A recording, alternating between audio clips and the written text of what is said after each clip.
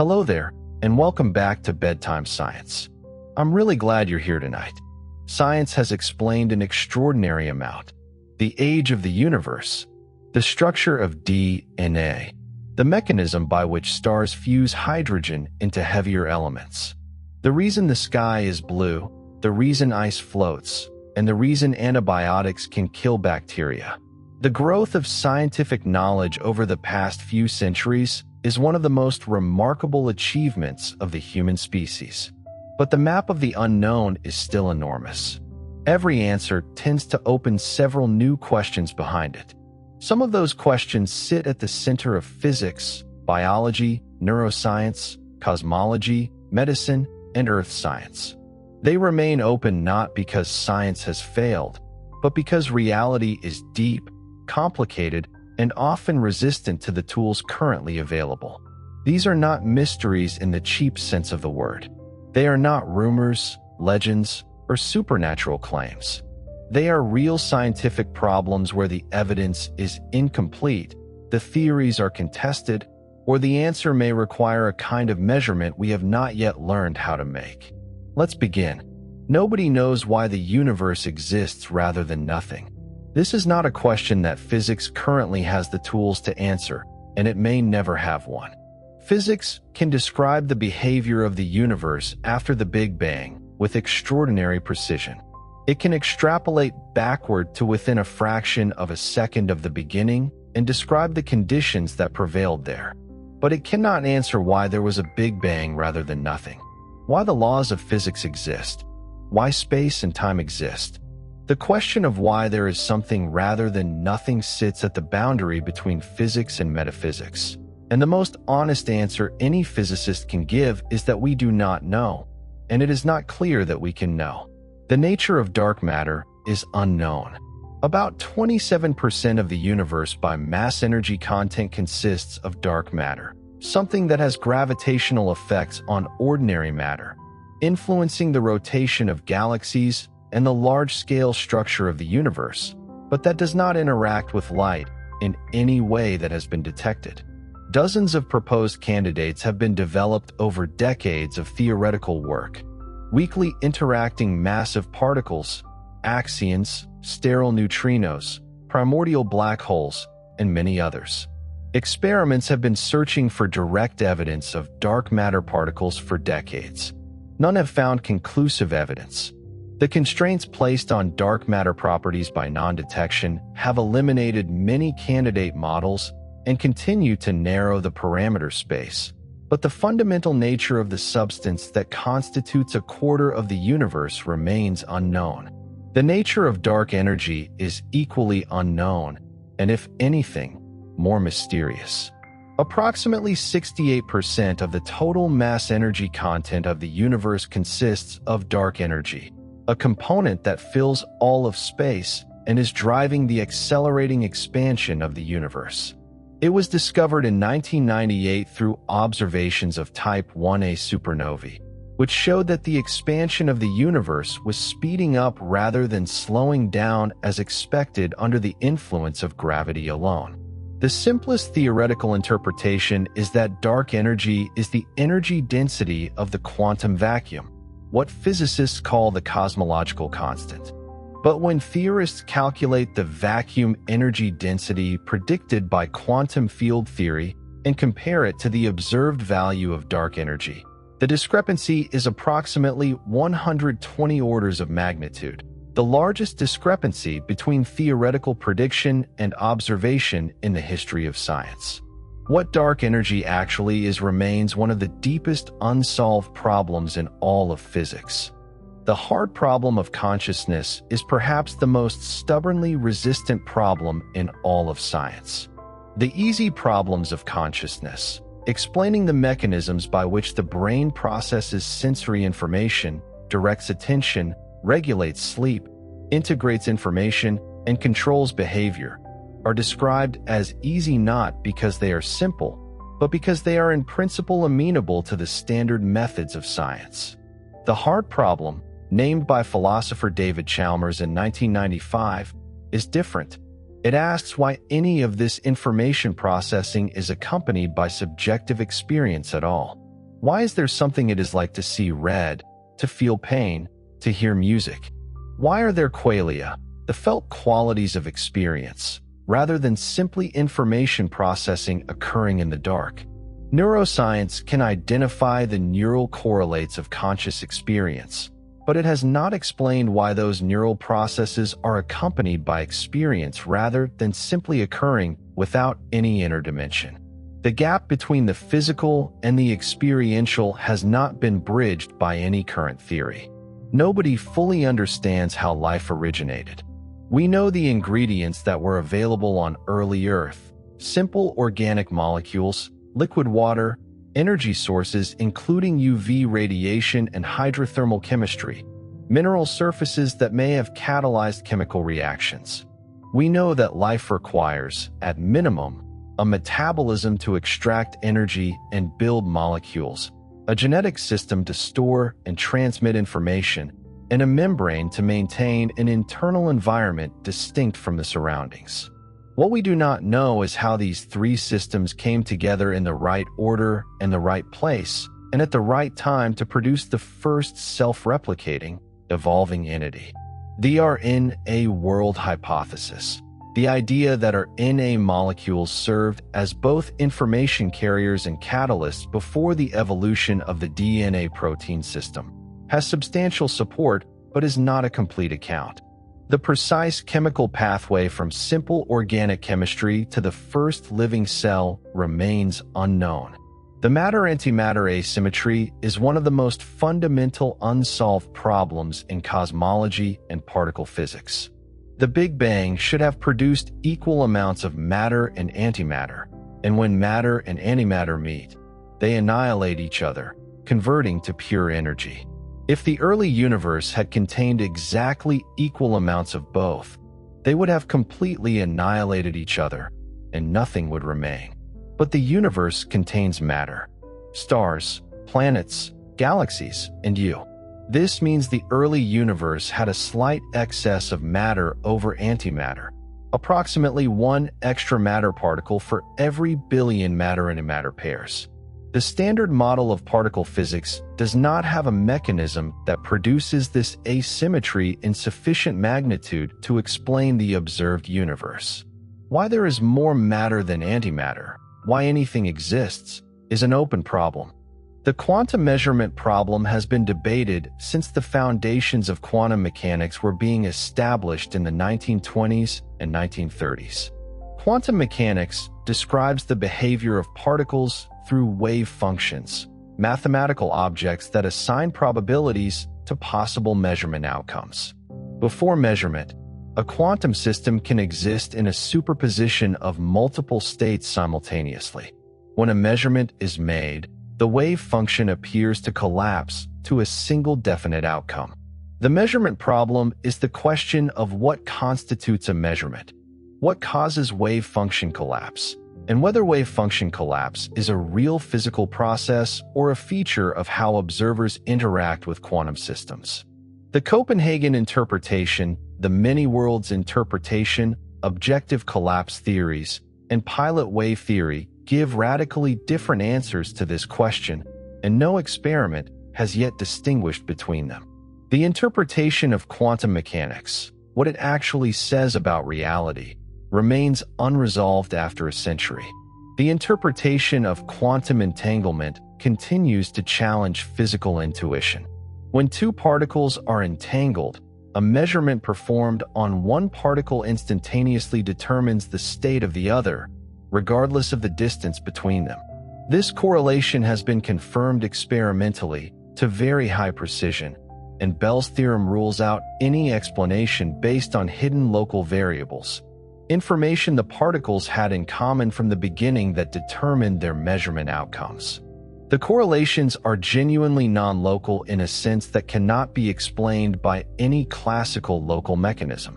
What this non-locality means for the nature of physical reality, whether particles have definite properties before measurement, whether the universe is deterministic, what the relationship is between observation and reality, remains philosophically contested, even though the experimental facts themselves are well established. The flatness problem in cosmology asks why the universe appears so geometrically flat, why the density of matter and energy in the universe is so close to the critical value that would make the geometry of space flat rather than curved. Standard cosmological models without inflation show that even a tiny deviation from perfect flatness in the early universe would have grown rapidly, producing a universe that either recollapsed quickly or expanded too fast for structure to form. Yet the observed universe is flat to a precision of better than 1%. The standard solution is cosmic inflation, an early period of extraordinarily rapid exponential expansion that would have stretched away any initial curvature. Inflation solves the flatness problem mathematically, but the mechanism that caused inflation, the energy scale at which it occurred, and the precise model are not known. The horizon problem is related. The cosmic microwave background radiation is extremely uniform in temperature across the entire sky, to a precision of about 1 part in 100,000. But regions of the sky on opposite sides of the horizon were, in a universe expanding from the Big Bang without inflation, causally disconnected.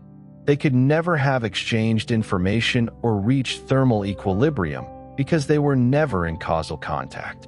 Yet they have the same temperature to extraordinary precision.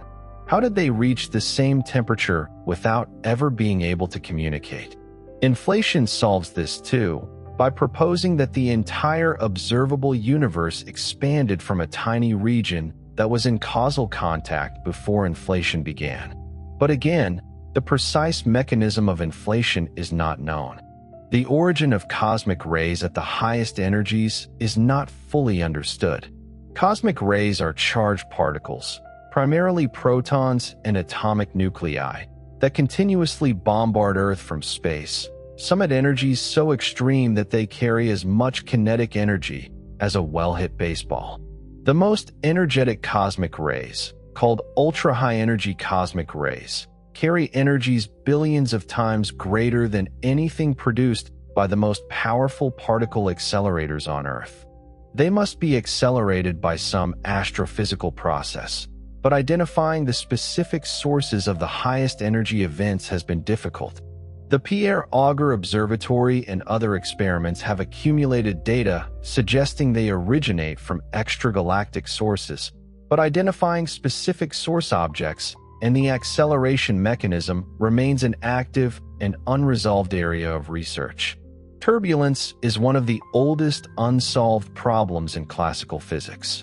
It is the phenomenon that causes smooth fluid flow to transition to chaotic, irregular motion. The swirling eddies behind a rock in a stream, the roiling smoke from a chimney, the buffeting of air around a wing. Turbulence is described by the Navier-Stokes equations, which have been known since the 19th century. But a rigorous mathematical description of turbulent flow from these equations, predicting when turbulence occurs, how it develops, and how energy is distributed across scales in a turbulent flow, remains an unsolved mathematical problem. The Clay Mathematics Institute lists the existence and smoothness of solutions to the Navier-Stokes equations as one of its 7 Millennium Prize problems, with a prize of $1 million for a solution. Despite being described by well-known equations, turbulence is not understood at a fundamental mathematical level. Protein folding was considered a major open problem in biology for decades. Given the amino acid sequence of a protein, predict the three-dimensional structure it folds into. In 2020, DeepMind's AlphaFold system transformed the prediction of single protein structures in isolation, solving much of the practical prediction problem that had challenged biology for decades. But significant questions remain. How proteins fold so quickly in the cell, the Leventhal paradox, which notes that a protein cannot fold by randomly sampling all possible conformations because there are too many, is not fully resolved by current understanding. How chaperone proteins assist folding in the crowded cellular environment is not completely understood. And how intrinsically disordered proteins, which do not fold into a fixed structure, but play important functional roles while remaining dynamic and unstructured. Carry out their functions is an active area of research with many open questions. Nobody fully understands how general anesthesia works. Anesthetics have been used in surgery since the 19th century, and modern anesthetics are safe and effective tools that make surgery possible. But the mechanism by which general anesthetics produce reversible unconsciousness is not fully understood. Anesthetics act on multiple molecular targets simultaneously, and no single mechanism appears to account for all their effects. The relationship between the molecular effects of anesthetics and the global loss of consciousness, the transition from a brain that is processing experience to one that is not, involves questions about the nature of consciousness that neuroscience has not yet answered. Some researchers studying anesthesia believe that understanding how anesthetics turn off consciousness will require a better theory of consciousness itself, which we do not yet have. The mechanism underlying high-temperature superconductivity is not understood. Superconductivity, the phenomenon in which certain materials conduct electricity with zero resistance, was discovered in 1911. Conventional superconductivity, in which electrons form Cooper pairs and condense into a quantum state, was explained by BCS theory in 1957.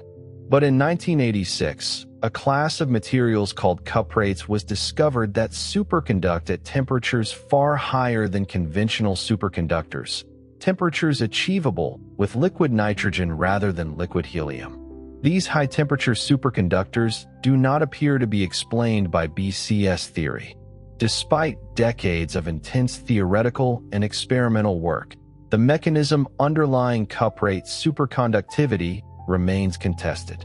Understanding it could enable the development of room-temperature superconductors, which would have transformative technological consequences for energy transmission and storage. The structure of the proton is more complex than it appears. The proton is a composite particle made of quarks and gluons and quantum chromodynamics. The theory of the strong nuclear force successfully describes the fundamental interactions between these constituents.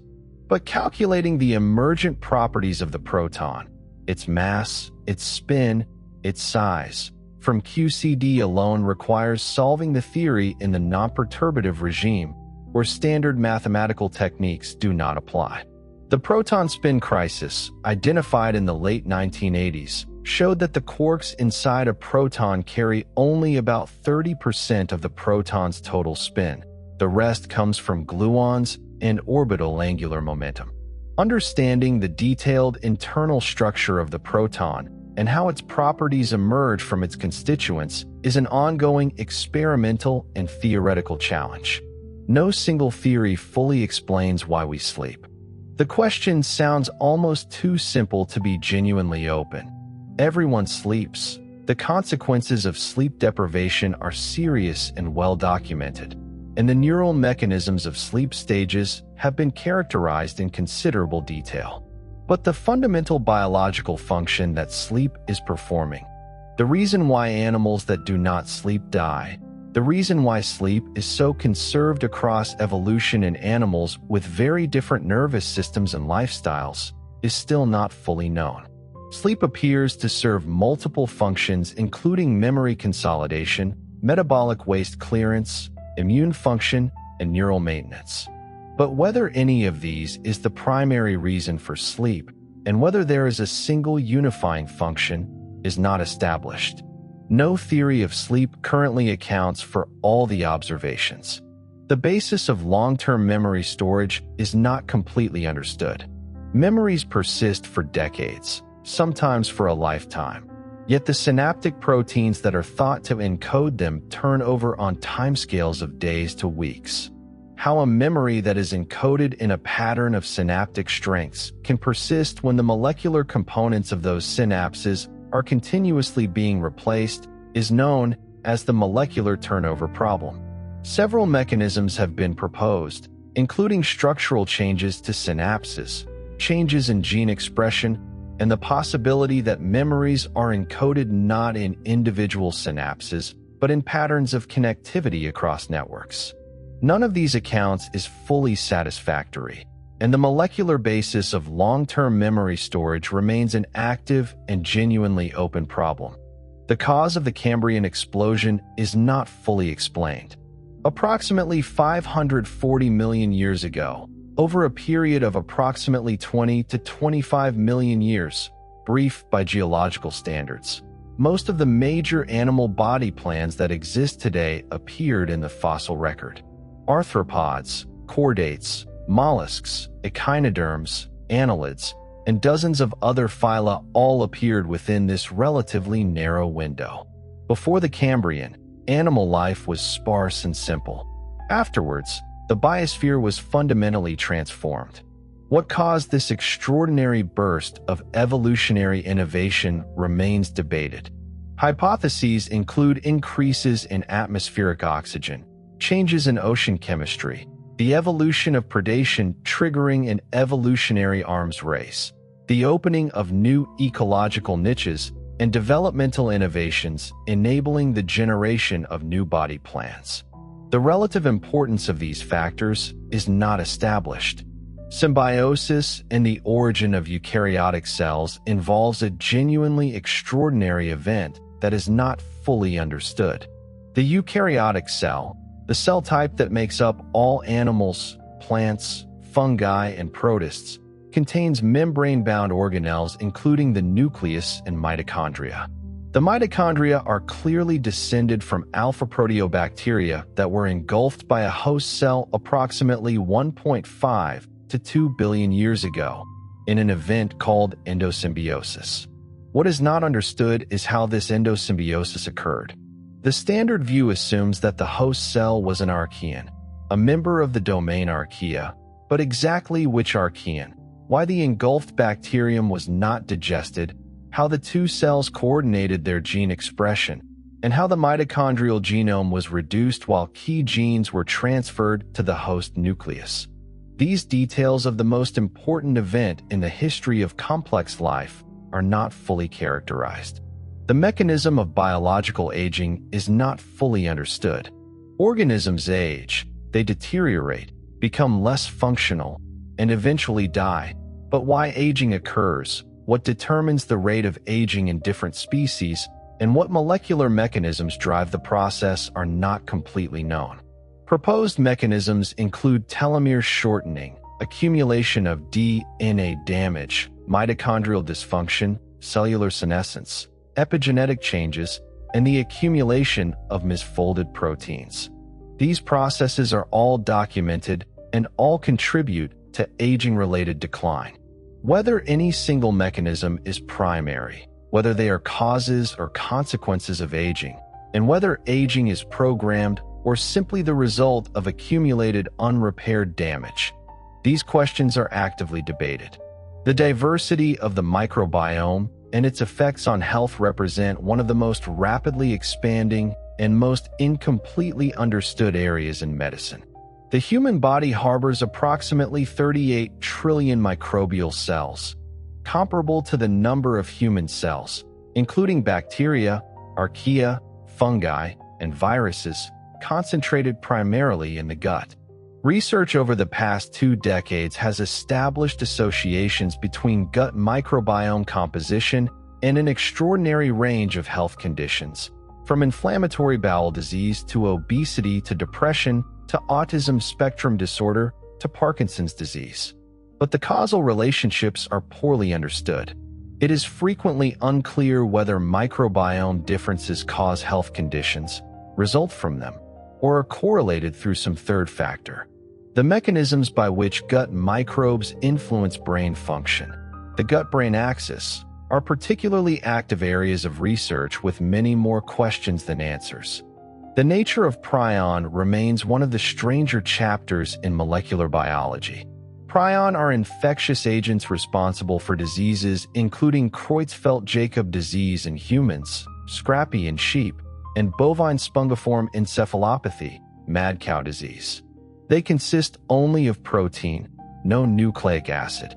The infectious principle is a misfolded form of a normal cellular protein, and the misfolded form can induce normal copies of the protein to adopt the misfolded conformation, spreading through tissue in a chain reaction.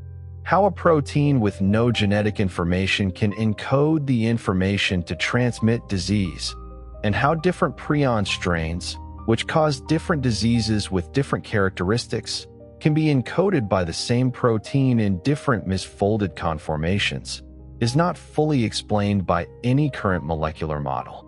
Prion biology continues to challenge fundamental assumptions about how biological information is stored and transmitted.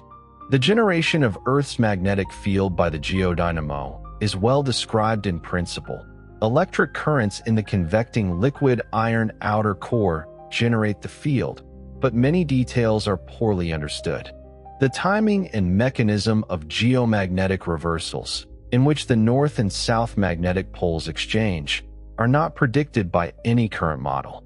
Reversals occur irregularly, on average every several 100,000 years, though the last reversal was approximately 780,000 years ago, longer than the average interval. The Loschamp excursion approximately 42,000 years ago saw a dramatic reduction and partial reversal of the field lasting a few thousand years, and some researchers have proposed significant effects on climate and ecosystems during this period. What triggers a reversal, what determines its duration, and how the field evolves during transition are not understood. Nobody knows why the sun's corona is so much hotter than its surface. The visible surface of the sun, the photosphere, has a temperature of approximately 5,500 degrees Celsius. The corona, the outer atmosphere extending millions of kilometers into space, has a temperature of 1 to 3 million degrees Celsius, more than 100 times hotter. This temperature inversion violates intuition. Moving away from the heat source should produce cooling, not heating. The energy to heat the corona must come from the surface, but how it is transported and deposited in the corona without heating the intermediate chromosphere to comparable temperatures is not understood. Proposed mechanisms include Alfvén waves, oscillations in the magnetic field, and nanoflares, small explosive events in the magnetic field structure. Neither mechanism has been definitively confirmed. The origin of the moon is broadly explained by the giant impact hypothesis, the proposal that a Mars-sized body called Theia collided with the early Earth approximately 4.5 billion years ago, ejecting material that coalesced into the moon. Computer simulations of this impact can reproduce many properties of the Earth-Moon system, but the compositional similarity between Earth and Moon, the isotopic ratios of oxygen and other elements in lunar samples are nearly identical to those of Earth, is not easily explained. If Theia had a different composition from Earth, the Moon should have a composition intermediate between the two. The Moon's composition suggests either that Theia had a composition remarkably similar to Earth, or that the impact mixed materials more thoroughly than standard simulations produce, or that the Moon formed through a different mechanism entirely. The details of lunar origin remain actively discussed. The Great Oxygenation Event approximately 2.4 billion years ago, when cyanobacteria began releasing oxygen into the atmosphere through photosynthesis and transformed Earth's atmosphere from anoxic to oxygen-rich, is well established as a historical fact, but its timing and the factors that triggered it are not fully understood. Cyanobacteria appear to have existed and been carrying out oxygenic photosynthesis for hundreds of millions of years before the Great Oxygenation Event. Why did oxygen not accumulate in the atmosphere sooner? The most accepted explanations involve the consumption of oxygen by volcanic gases and the burial of reduced carbon, which gradually accumulated enough to allow net oxygen increase. But the precise trigger and the reason for the particular timing are not known. The existence of a ninth planet in the outer solar system, sometimes called Planet 9, has been hypothesized to explain the clustering of orbits observed in a population of distant trans-Neptunian objects. If a large planet, perhaps 10 times Earth's mass, exists in a very distant orbit, its gravitational influence could produce the clustering pattern observed. Surveys have searched for Planet 9 without finding it. The clustering of trans-Neptunian objects might alternatively be explained by observational bias. The fact that surveys are not uniformly sensitive in all directions, rather than by a real planet. Whether Planet 9 exists is an open observational question. Ball lightning is one of the more persistently puzzling atmospheric phenomena. It consists of luminous, floating spheres of light that appear during or after thunderstorms, ranging from a few centimeters to tens of meters in diameter, typically persisting for several seconds to minutes, and sometimes passing through solid barriers before dissipating. Thousands of reports have been collected from credible observers worldwide, and several instrumental detections have been made, including spectroscopic observations suggesting vaporized silicon. Despite numerous theoretical models, plasma vortex, microwave radiation from lightning, burning nanoparticles, and quantum electrodynamic vacuum effects, no single explanation accounts for all the documented properties of ball lightning. The phenomenon is real. Its mechanism is unknown. The origin of homochirality in biological molecules is not explained. Life uses left-handed amino acids and right-handed sugars exclusively, a property called homochirality. Most chemical processes produce equal amounts of left and right-handed versions of chiral molecules. A small initial asymmetry, once present, could have been amplified through the chemistry of life, but why the initial asymmetry was in the particular direction that it was, why left-handed amino acids rather than right, is not known. Proposed explanations include an asymmetry in cosmic ray or polarized light exposure of prebiotic molecules, influences of magnetic minerals, and chance fluctuations amplified by autocatalysis. None is demonstrated to be the cause. The identity of patient zero for many historical pandemics is unknown, and the origin of several important pathogens remains disputed. The origin of HIV is traced to cross-species transmission of simian immunodeficiency virus from chimpanzees to humans in Central Africa in the early 20th century, but the exact time and place of the first human infection and why the virus successfully established itself when similar transmissions must have occurred before are not known. The origin of the 1918 influenza pandemic, where the virus came from, where it first emerged in humans, why it was so deadly, is not fully established. The broader question of why certain pathogens make the jump from animals to humans when and where they do, rather than at other times and places, is not predictively understood. The nature of time asymmetry, why time has a preferred direction, is not explained by the fundamental laws of physics. Most of the equations of physics are time-symmetric. They work equally well run forward or backward in time. The second law of thermodynamics says that entropy tends to increase over time, which gives time a direction, but this is a statistical statement rather than a fundamental law. It follows from the assumption that the past had lower entropy than the present. Why the early universe had such extraordinarily low entropy is not explained by any current theory. The arrow of time, the felt direction from past to future, is one of the most fundamental and most mysterious features of physical reality. The existence of life on other worlds is not known. This is a straightforward statement of scientific ignorance. The discovery of exoplanets in habitable zones around other stars, the finding of complex organic molecules in interstellar space and in meteorites, the existence of hydrothermal vent ecosystems independent of sunlight, and the detection of subsurface oceans on moons of the outer solar system all indicate that the conditions for life may be widespread in the cosmos. But no evidence for life beyond Earth has been detected.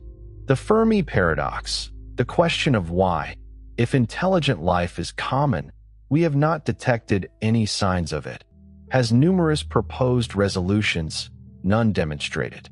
Whether we are alone or one of many is the most important open question in science. Nobody understands the relationship between quantum mechanics and gravity. Quantum mechanics and general relativity are the two most successful physical theories in history, and they appear to be incompatible. Quantum mechanics describes the universe at the smallest scales through probabilistic wave functions and discrete energy states. General relativity describes gravity as the curvature of space-time by mass and energy, a continuous geometric theory. In the extreme conditions of black hole singularities and the earliest moments of the universe, both theories apply simultaneously, and they give results that are contradictory and meaningless. A theory of quantum gravity, a framework that reconciles the two, is one of the central goals of theoretical physics. String theory and loop quantum gravity are the leading candidates, but neither has made uniquely testable predictions that have been confirmed experimentally. The number of dimensions of space is not known. Physics in 4 dimensions, 3 spatial and 1 temporal, describes the observable universe with extraordinary success. String theory requires 10 or 11 dimensions, with the extra dimensions compactified at scales too small to detect. Loop quantum gravity works in 4 dimensions. There is no experimental evidence for extra dimensions, and current experimental limits rule out large extra dimensions. Whether additional spatial dimensions exist, and if so how many and at what scales, is not known. The ultimate fate of black holes is not fully understood. Stephen Hawking's theoretical work predicted that black holes slowly radiate thermal energy through quantum effects at the event horizon, Hawking radiation, and that over an extraordinarily long timescale, a black hole would completely evaporate. The Hawking radiation calculation is generally accepted theoretically, but it leads to what is called the black hole information paradox. The information about the quantum states of everything that fell into the black hole appears to be destroyed when the black hole evaporates, but quantum mechanics forbids the destruction of information. How information is preserved, if it is, and what happens to the quantum state of the infalling matter during evaporation is one of the deepest unresolved problems in theoretical physics. The mechanism underlying the placebo effect is not fully understood, despite being real and well documented. People administered inert treatments, sugar pills, saline injections, under the belief that they are receiving active medication can show genuine physiological improvements: reduced pain, reduced blood pressure, reduced nausea, improvement in Parkinson's symptoms. These improvements involve real neurobiological changes, including endogenous opioid release, dopamine modulation, and changes in neural activity in pain processing regions. Open-label placebos, where patients are told they are receiving a placebo, also show significant effects. Why the expectation of treatment produces physiological improvement, the neural mechanisms underlying this, and why placebo responses vary so much between individuals and conditions are not fully understood. The evolutionary origin of language is one of the most debated questions in human evolutionary biology.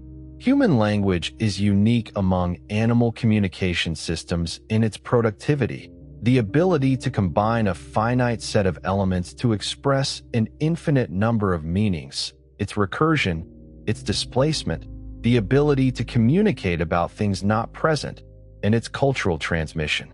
No other animal communication system has all these properties. The fossil record does not directly preserve speech, and the neurological changes that enabled language are inferred rather than directly observed. When language arose, whether it emerged suddenly or gradually, whether the evolution of language drove other cognitive changes or was driven by them, and whether any modern human populations lack the biological capacity for language are all contested questions.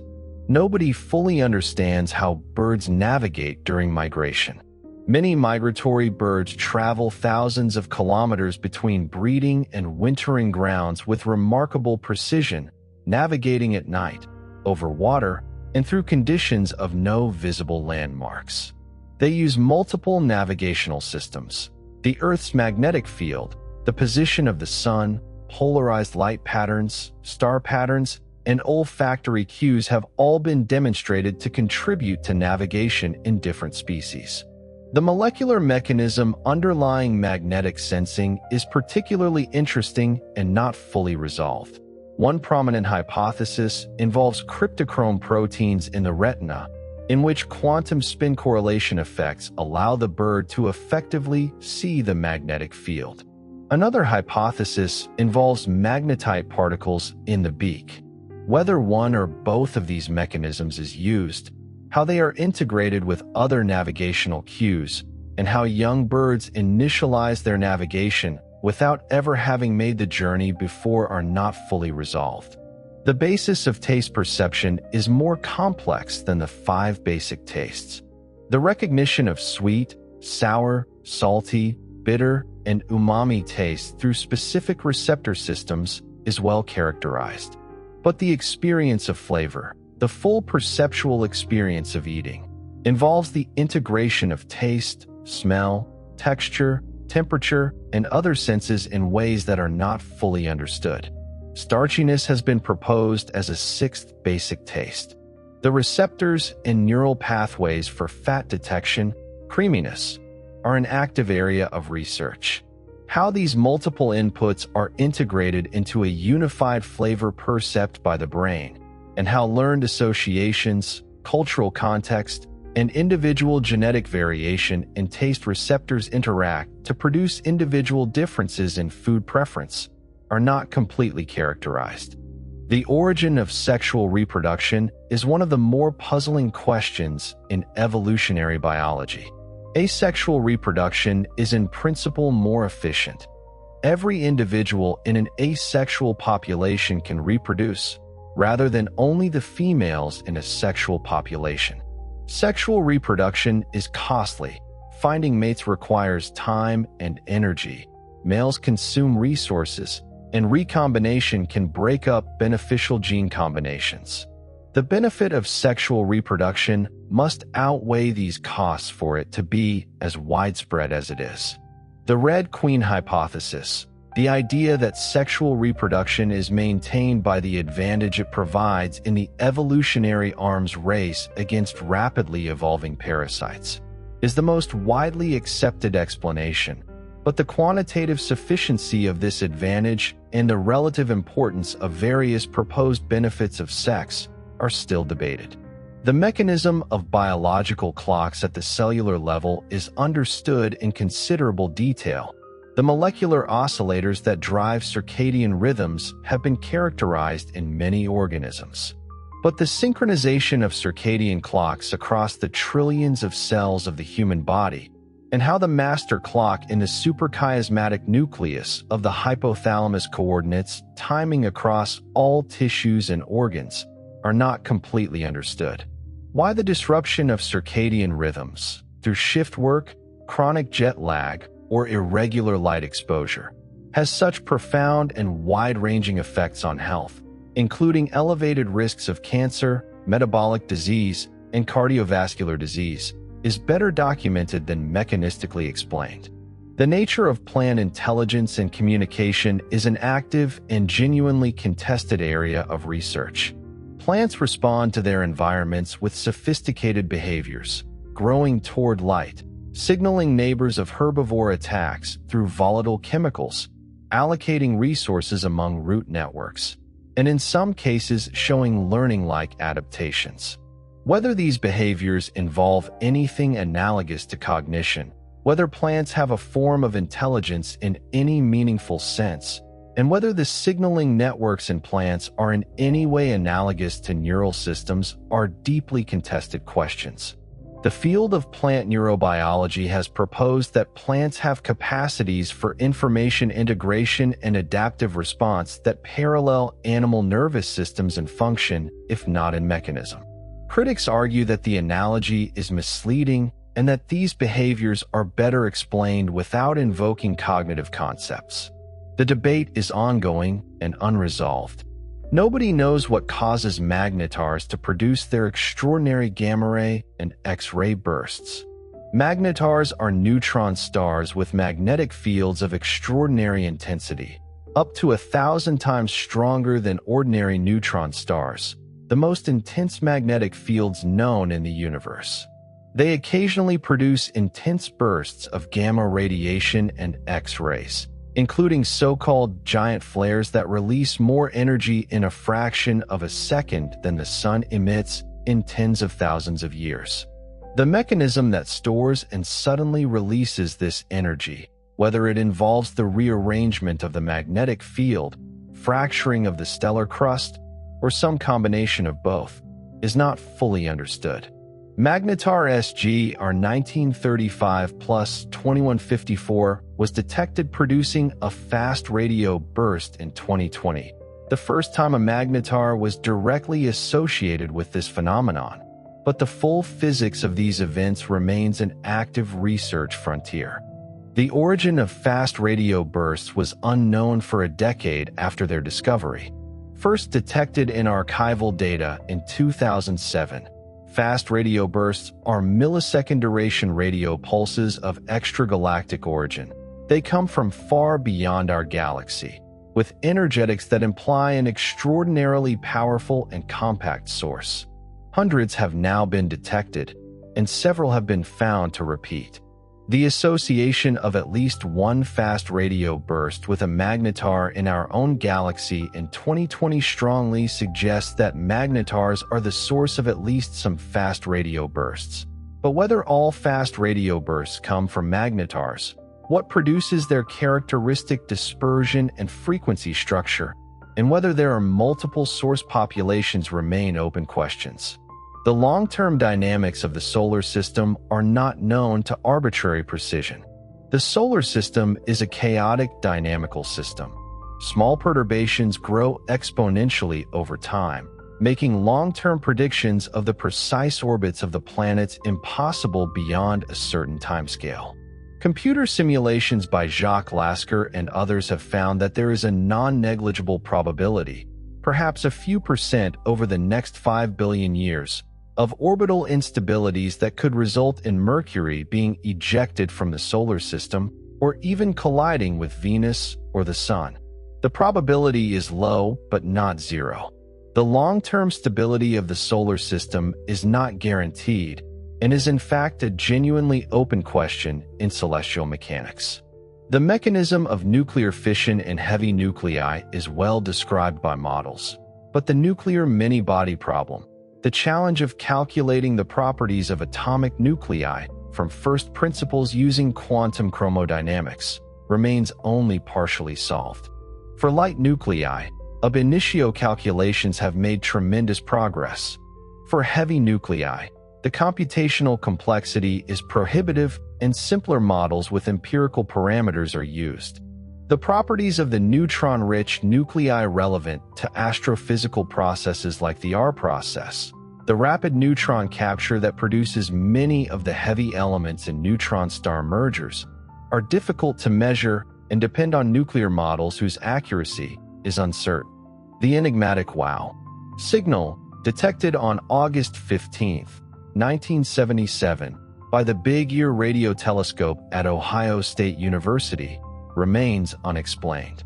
The signal was 72 seconds long, the maximum detectable with that telescope, showed properties consistent with an extraterrestrial origin at 1420 MHz, the frequency of hydrogen emission, and a frequency where any technologically sophisticated civilization familiar with radio astronomy might expect to search, and had a signal strength far above the background.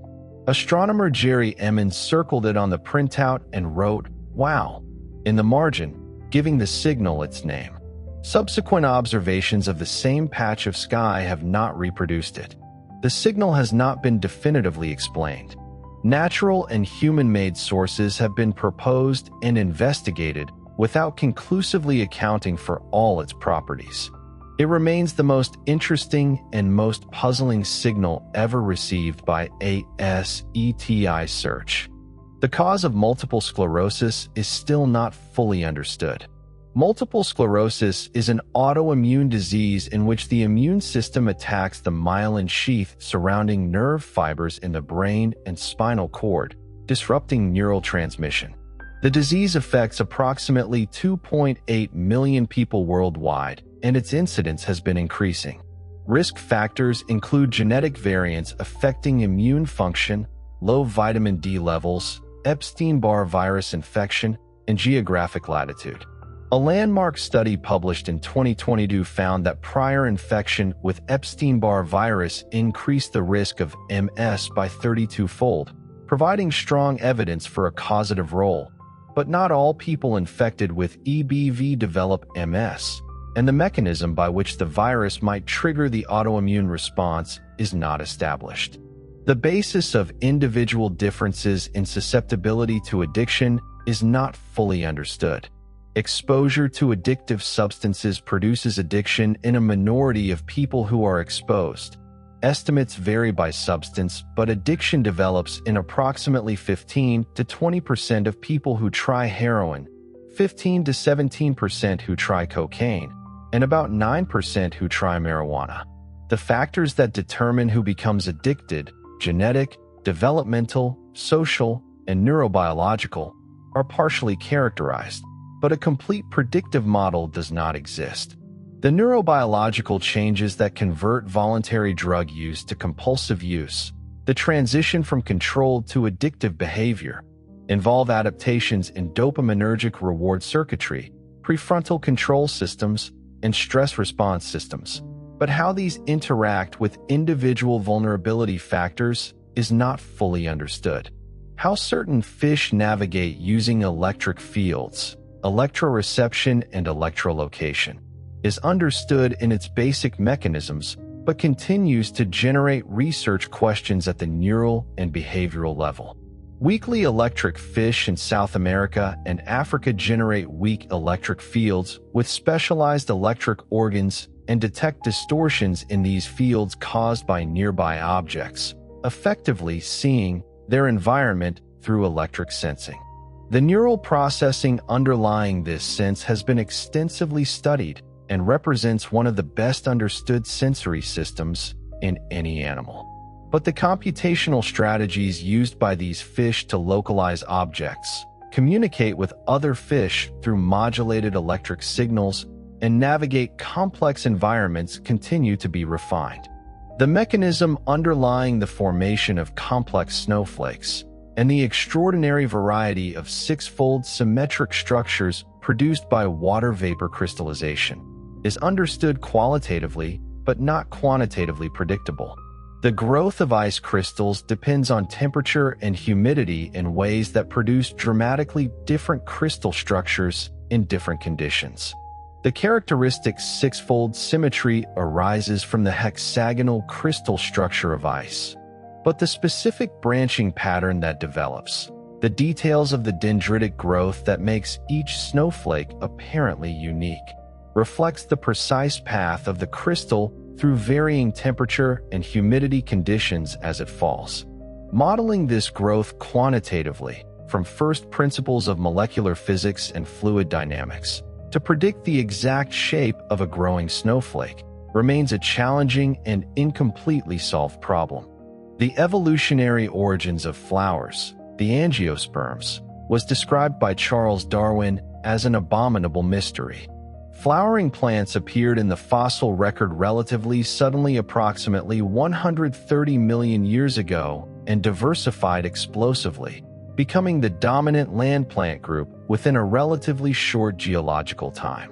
The ancestral angiosperm and its exact relationship to other plant groups has been progressively clarified by molecular phylogenetics, but the combination of features that makes flowering plants so ecologically successful, the enclosed ovule, the double fertilization that produces both embryo and endosperm, the coevolution with pollinators, and why this combination arose when it did, are not fully explained.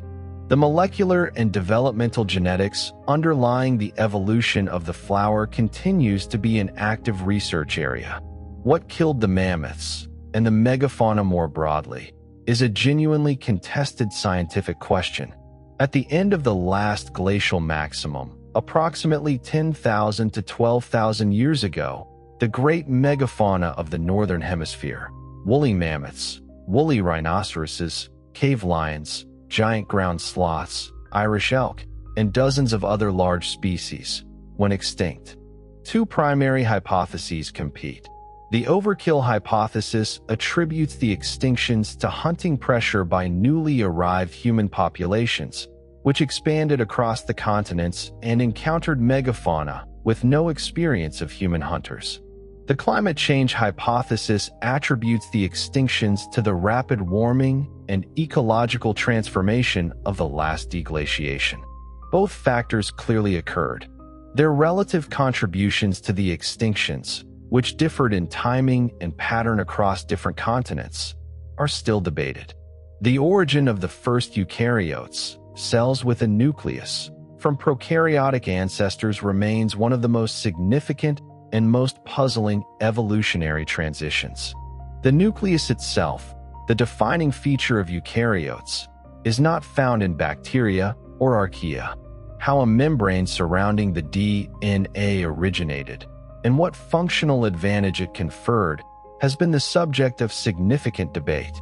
The discovery of the Asgard archaea, announced in 2015, provided evidence that eukaryotes are nested within the archaea. They are, in a phylogenetic sense, extremely elaborate archaeal cells, and their genomes encode proteins previously thought to be unique to eukaryotes. But the exact archaeal ancestor, the timing of the merger, and the sequence of events that produced the eukaryotic cell plan continue to be actively investigated. The mechanism of homologous recombination, the process by which chromosomes exchange segments during meiosis, is understood at the molecular level in considerable detail. But the factors that determine where recombination occurs along the chromosome, the choice of recombination hotspots, and how these hotspots evolve over time are not fully understood. In many mammals, including humans, recombination hotspots are determined by the PRDM9 protein, which binds specific DNA sequences. But PRDM9 binding sites evolve rapidly, and the reasons for the particular distribution of hotspots in any given species and the evolutionary dynamics of hotspot gain and loss involve a molecular drive mechanism that is still being characterized. The behavior of water under extreme conditions continues to produce surprises. Water has anomalous properties even under ordinary conditions. It expands when it freezes, has an unusually high heat capacity and surface tension, and exists as a liquid over a wider temperature range than simple molecular weight predictions suggest, all because of hydrogen bonding. Under high pressure, water forms numerous ice phases with different crystal structures. At very high pressures and temperatures, superionic ice, a phase in which oxygen atoms form a crystalline lattice while hydrogen atoms move freely through it, creating a material that is simultaneously solid and electrically conducting, has been predicted and recently produced in laboratory experiments. The high-pressure phases of water are relevant to the interiors of large icy planets like Uranus and Neptune, and characterizing their properties is an active research area.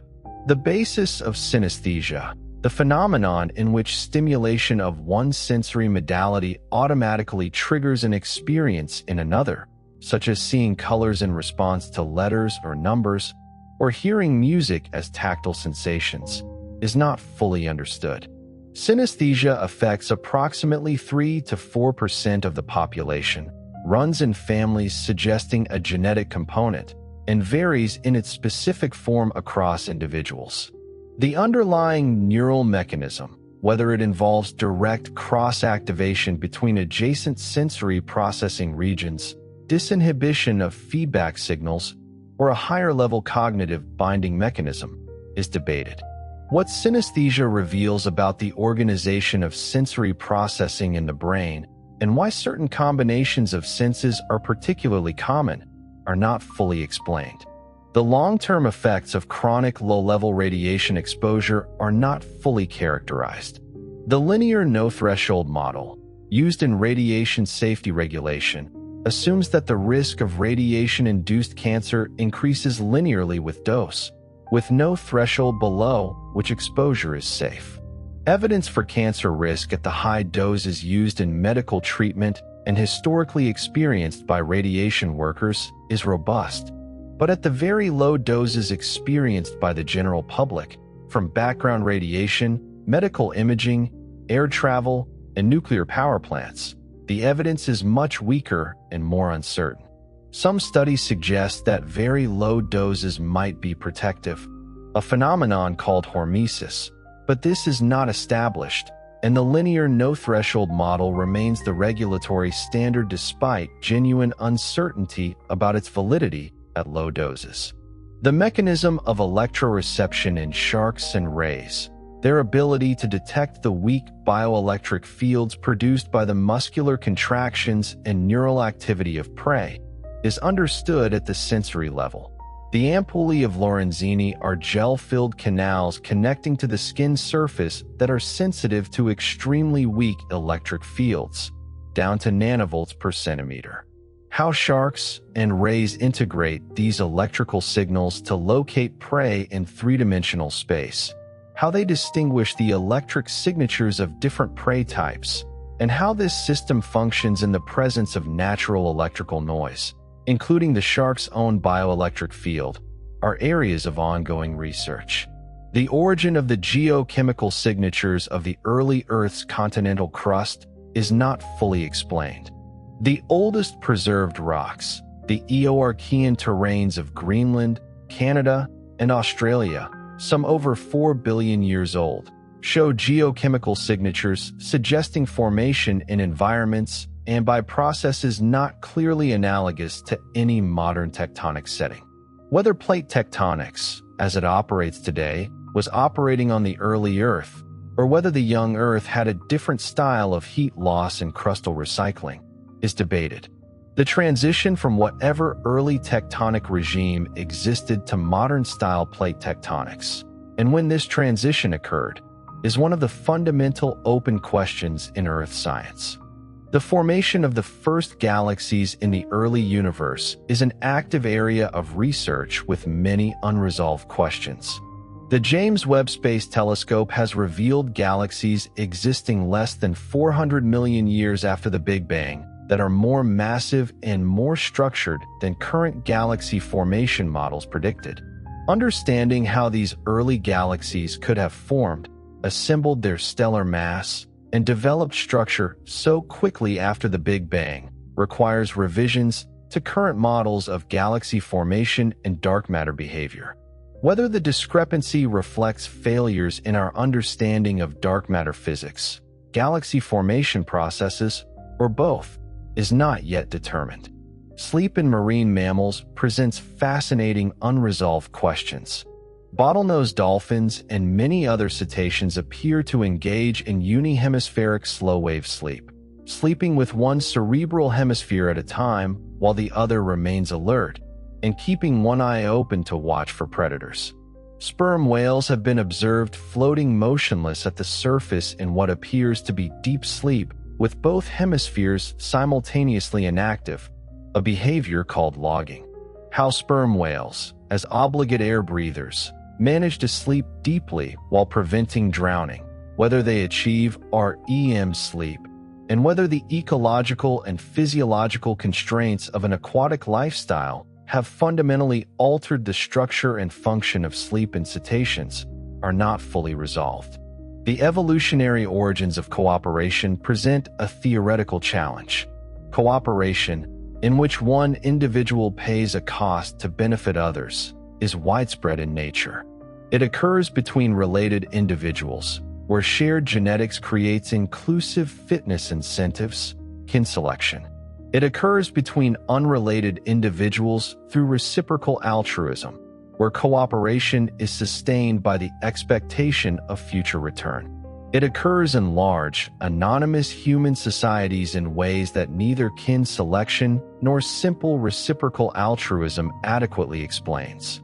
How human large-scale cooperation evolved, with its enforcement mechanisms, its punishment of defectors, its cultural transmission of norms, and whether it reflects genuinely novel selection pressures experienced by our species or is an extension of mechanisms found in other social animals, is an active research area with competing theoretical accounts.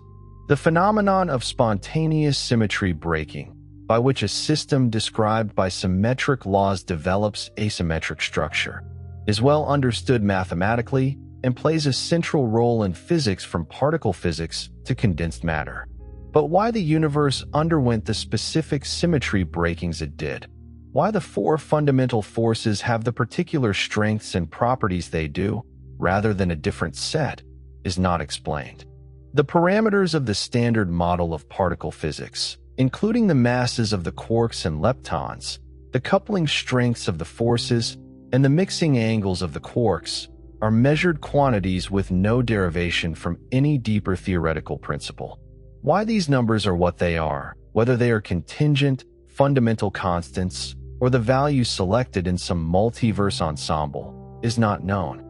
The mechanism underlying childhood fever seizures, febrile convulsions, is not fully explained.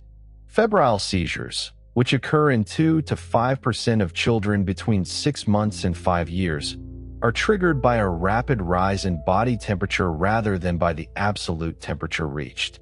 They appear benign in most cases and are not associated with brain damage or increased risk of epilepsy in the majority of affected children. But why some children have them and others do not? What the neurobiological mechanism is by which temperature change provokes the seizure, and whether genetic variants associated with febrile seizure susceptibility reveal something about the mechanisms of epileptogenesis more broadly, are active research questions. The full physical mechanism of earthquake nucleation, how a small slip event at a fault becomes a large earthquake, is not understood. Faults store elastic strain energy as tectonic plates move, and earthquakes release this energy when the frictional resistance of the fault is overcome. The physics of large-scale rupture propagation is reasonably well understood. But how nucleation begins, the initial phases of fault slip before an earthquake becomes unstable, involves processes at small scales that are difficult to observe and involve complex frictional behavior not fully captured by existing models. This limits the ability to predict earthquakes, not merely the timing of when a fault will rupture, but the mechanism by which rupture begins. The chemistry of prebiotic nucleotide synthesis, how the nucleotide building blocks of our DNA could have formed under plausible early Earth conditions, was long considered one of the most serious obstacles to the RNA world hypothesis. The work of John Sutherland's group has demonstrated elegant chemical routes to nucleotide synthesis from simple prebiotic precursors, resolving some earlier puzzles. But demonstrating these routes in the laboratory does not establish that they occurred on early Earth, and the plausible prebiotic conditions, which require specific combinations of temperature, pH, mineral surfaces, and UV light, may have been difficult to achieve simultaneously. How well the RNA world hypothesis accounts for the full sequence from simple chemistry to the first self-replicating RNA remains an open question. The mechanism underlying the extraordinary regenerative capacity of certain animals, notably the axolotl, which can regenerate entire limbs, portions of the heart, and regions of the spinal cord and brain, is not fully understood in a way that could be applied to mammals. Regeneration involves the dedifferentiation of mature cells back to a stem-like state, followed by proliferation and redifferentiation to form the missing tissue. The molecular signals that initiate and coordinate this process, and why the regenerative capacity that exists in some amphibians is largely absent in mammals, are active research areas. Understanding the barriers to mammalian regeneration is one of the goals of regenerative medicine. How viruses first originated is not known. Viruses are not alive in the conventional sense. They are obligate intracellular parasites, requiring a host cell to reproduce, and they lack ribosomes, the cellular machinery for protein synthesis. Three main hypotheses for viral origins have been proposed. The virus-first hypothesis, which proposes that viruses or protoviral entities existed before cells. The reduction hypothesis, which proposes that viruses are degenerate cells that lost genes over time. And the escape gene hypothesis, which proposes that viruses originated from mobile genetic elements that escaped from cellular genomes. Evidence exists for and against each hypothesis, and the most likely answer may be that different virus lineages have different origins. The deep evolutionary history of viruses is genuinely obscure. The biological development of sexual orientation is not fully understood in a simple, predictive way. Large-scale genetic studies have found many common genetic variants associated with same-sex sexual behavior. But the effect of any individual variant is small, and the variants identified explain only a fraction of the variance in sexual orientation. Environmental, developmental, and epigenetic factors also contribute. The neurobiology of sexual orientation, which brain systems are involved, how prenatal hormonal exposure influences development, what the relationship is between genetic predisposition and developmental trajectory, is an active area of research where the data is still fragmentary. The complexity of the phenotype, which is continuous rather than binary in many individuals, adds to the difficulty of genetic and neurobiological analysis. The mechanism of magnetoreception in bacteria, the ability of magnetotactic bacteria to orient along the Earth's magnetic field, is well understood.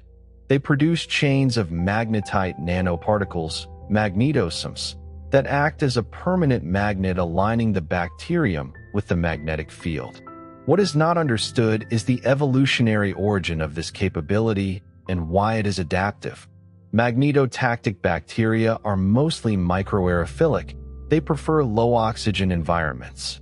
The conventional explanation is that following magnetic field lines helps them navigate to the sediment-water interface, where oxygen concentrations are appropriate. But the fitness advantages of magnetotaxis, the selective pressures that drove its evolution, and why not all bacteria inhabiting similar environments have evolved it, are not fully established. The phenomenon of ocean stratification and mixing, how heat, salt, and nutrients are transported vertically through the ocean, involves processes that operate at scales ranging from molecular diffusion to basin-scale circulation, and the parameterization of small-scale mixing processes in ocean circulation models remains an important source of uncertainty in climate projections. Internal waves, which propagate along density interfaces within the ocean interior, break and mix water in ways that are difficult to predict and represent accurately. Double diffusion, a process that exploits the different diffusion rates of heat and salt to drive instabilities and mixing, occurs throughout the ocean and contributes significantly to vertical transport, but its full contribution to the global heat budget and circulation remains incompletely quantified. The ultimate structure of space-time at the Planck scale, the scale of approximately 10 to the power of minus 35 meters, where quantum gravitational effects are expected to become important, is not known. At this scale, the smooth, continuous space-time of general relativity may break down, and space-time itself may have a discrete or foamy structure. Loop quantum gravity proposes that space-time is composed of discrete quanta of area and volume. String theory proposes that space-time is effectively 10 or 11-dimensional with additional compact dimensions. Causal set theory proposes that space-time is fundamentally discrete and that the laws of physics arise from causal relationships between discrete events. None of these frameworks has produced uniquely testable predictions that experiments could confirm. How the eye evolved from simple light-sensitive cells to the complex camera-like eye of vertebrates is in general terms well supported by evolutionary biology. Intermediate stages with genuine functional value exist in living animals, and the molecular toolkit used in eye development is remarkably conserved across animal groups. suggesting a common origin. But the specific sequence of evolutionary steps, the selective pressures at each stage, and the developmental mechanisms that produce the different eye types found in mollusks, arthropods, and vertebrates, which evolved independently but arrived at similar optical solutions, involve ongoing research and debate. The mechanism by which general anesthesia depresses consciousness while leaving certain physiological processes intact, maintaining cardiovascular and respiratory function, allowing some spinal reflexes, is one dimension of the more general question of what exactly anesthetics do to the brain that makes it unable to produce consciousness. Theories of consciousness that attempt to explain anesthesia include global workspace theory, integrated information theory, and higher-order theories, each of which makes different predictions about which neural processes are disrupted by anesthetics and which are preserved. The use of anesthesia as a probe of consciousness, investigating which brain states are necessary and sufficient for conscious experience, is an active research strategy that has produced important constraints but not yet a complete picture. The dynamics of the Earth's core and their relationship to changes in the Earth's magnetic field involve processes that are only partially observable. Direct measurement of the core is impossible. Our knowledge of the core's composition, temperature, and dynamics comes from seismic waves, geomagnetic field measurements, high-pressure laboratory experiments, and geodynamo models. Recent observations of changes in the rotation rate of the solid inner core, including reports that its differential rotation with respect to the mantle has recently slowed and possibly reversed, illustrate how dynamic the deep Earth is and how much remains to be learned about the processes that govern it. Why do we dream? Despite extensive research on the neural correlates of dreaming and considerable progress in characterizing what the brain does during different sleep stages, the functional significance of dreaming, if it has one, is not established. Proposals include that dreaming aids memory consolidation, that it allows emotional processing and regulation of threatening experiences, that it is a simulation of social reality, that it serves as a threat rehearsal system, or that it is simply an epiphenomenon of memory reactivation processes that serve other functions. Each of these proposals has some supporting evidence, but none provides a complete account of why humans dream across the full range of dream content and in the full range of circumstances in which dreaming occurs. Nobody has successfully predicted when a specific earthquake will occur. Earthquake prediction, forecasting the time, place, and magnitude of a future earthquake, has been attempted through monitoring of seismic activity, geodetic measurements of ground deformation, electromagnetic signals, animal behavior, and many other proposed precursors. No method has been demonstrated to produce reliable, reproducible predictions with sufficient precision to have operational value. Statistical forecasting, estimating the probability of earthquakes of given magnitudes in given regions over years to decades, is feasible and scientifically grounded. Short-term prediction of individual earthquakes on timescales of hours to days remains out of reach. The cellular basis of aging in the context of the whole organism involves interactions between individual cell aging processes and systemic factors that are not fully understood. Experiments involving parabiosis, connecting the circulatory systems of young and old animals, have found that young blood can rejuvenate some aspects of aging in old animals, suggesting that circulating factors influence the aging rate of tissues. Identifying the specific molecules responsible, and whether promoting youthful systemic factors in aging individuals could slow or reverse aging phenotypes, is an active research area. The interaction between the aging of individual cells, the aging of tissues, and the aging of the organism as a whole involves regulatory loops that are only partially characterized. The nature of intuition, the experience of knowing something without being able to explain why you know it, has been studied by cognitive psychologists as a genuine cognitive phenomenon reflecting rapid, unconscious pattern recognition based on accumulated experience. But the neural mechanisms underlying expert intuition, how the brain rapidly accesses implicit knowledge that is not accessible to deliberate reflection, and why intuition is reliable in some domains and unreliable in others, are not fully characterized.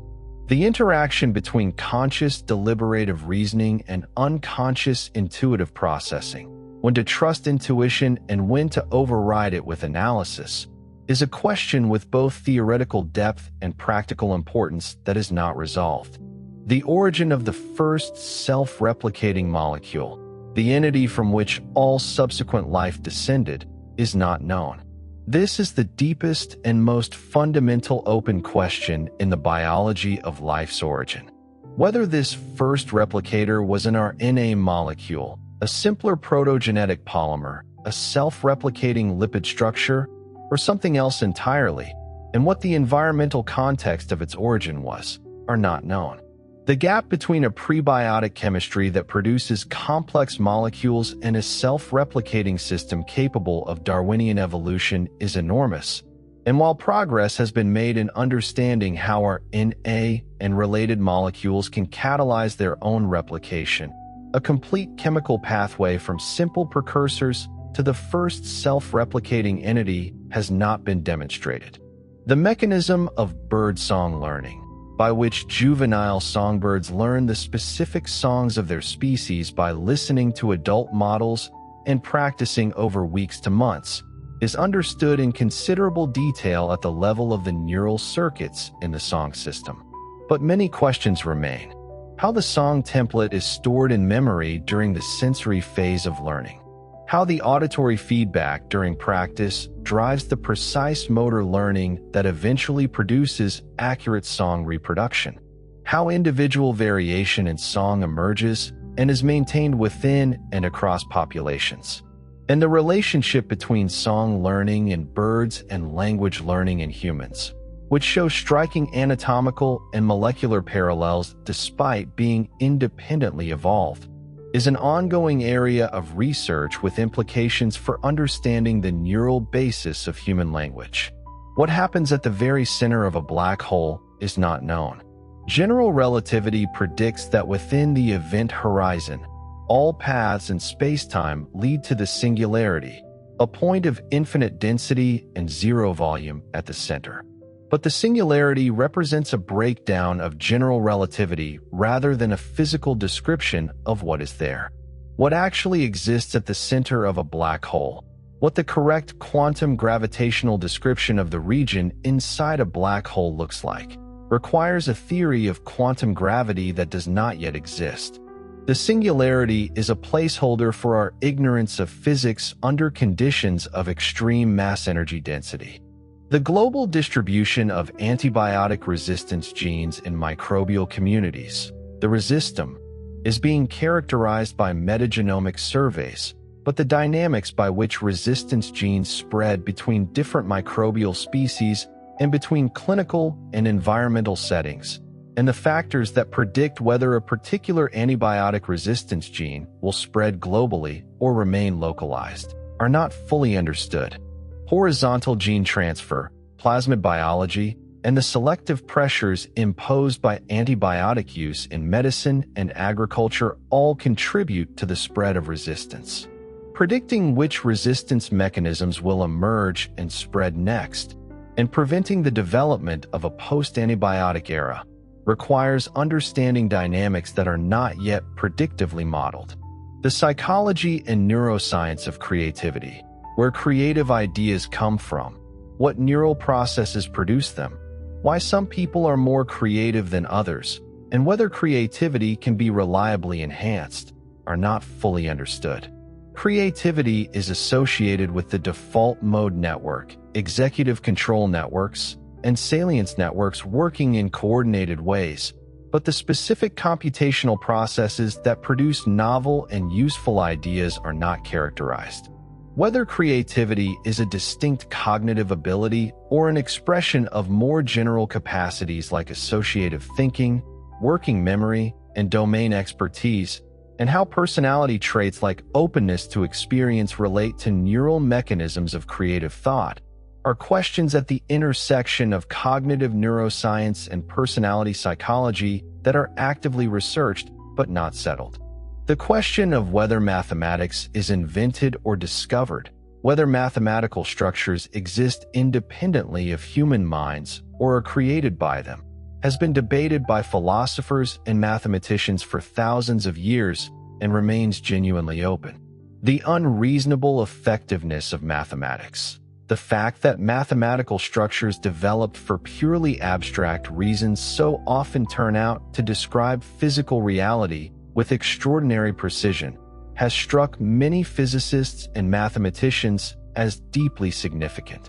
Eugene Wigner's 1960 essay on this subject remains one of the more thought-provoking documents in the philosophy of science. Whether the universe is fundamentally mathematical in nature, or whether mathematics is a particularly powerful tool the human mind has developed for describing patterns, is not resolved and may not be resolvable. What the universe will look like in 1 trillion years is not known with certainty, because it depends on the nature of dark energy, whether it remains constant, increases, or decreases over time.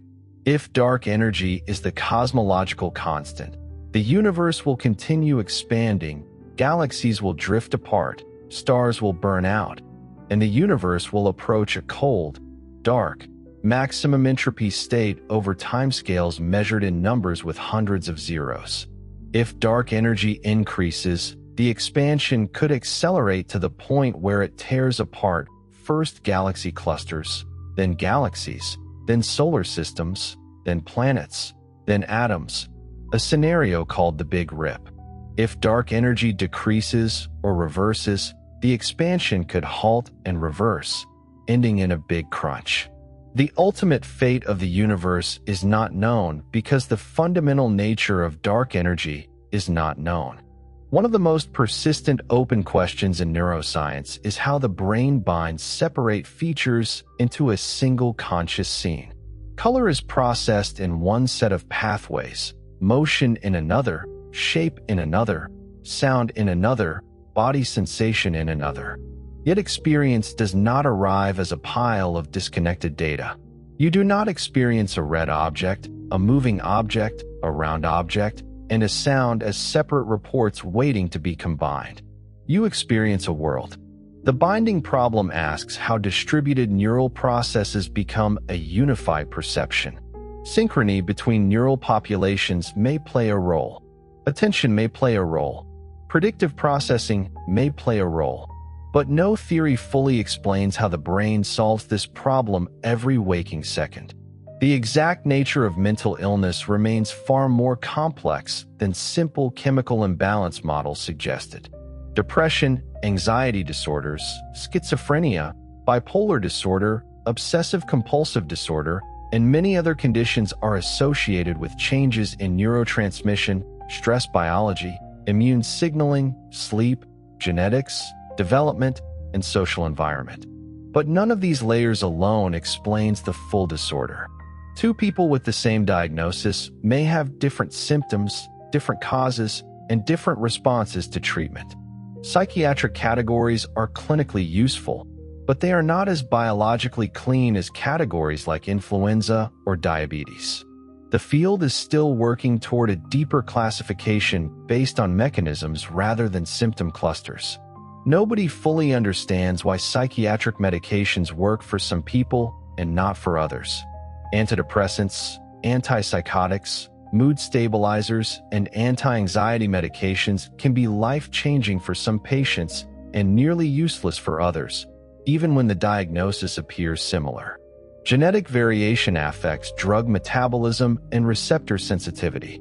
Life history affects stress systems. Sleep, inflammation, gut microbiome composition, trauma, hormones, and social context may all influence treatment response. But clinicians still cannot reliably predict in advance which medication will work for which person. Much of psychiatric treatment remains careful trial and observation, guided by evidence, but not yet by a complete biological map. The biological basis of intelligence is not fully understood. Intelligence is strongly associated with brain function, working memory, processing speed, neural efficiency, education, health, nutrition, and genetics, but no single mechanism explains it. Genome-wide studies show that thousands of genetic variants contribute tiny effects, while environmental factors shape development over many years. Brain size correlates with intelligence only modestly. Neural connectivity and network efficiency seem important, but they do not provide a simple formula. Intelligence is not one thing in the brain, but an emergent property of many systems working together: attention, memory, reasoning, language, abstraction, learning, and the ability to adapt to novelty. The question of how subjective identity persists over time is scientifically and philosophically difficult. The cells of the body change. The proteins of the brain turn over. Memories are reconstructed. Personality shifts across decades. And still, most people experience themselves as the same person moving through time. Neuroscience can describe the systems involved in autobiographical memory, self-referential thought, body representation, and social identity, but it has not fully explained how these systems produce the felt continuity of self. The self may be a model the brain continuously updates, but why that model feels like a single enduring subject remains unresolved. The origin of music is still debated. Music appears in every known human culture, and infants respond to rhythm and melody before they understand language. Yet the evolutionary purpose of music is not obvious.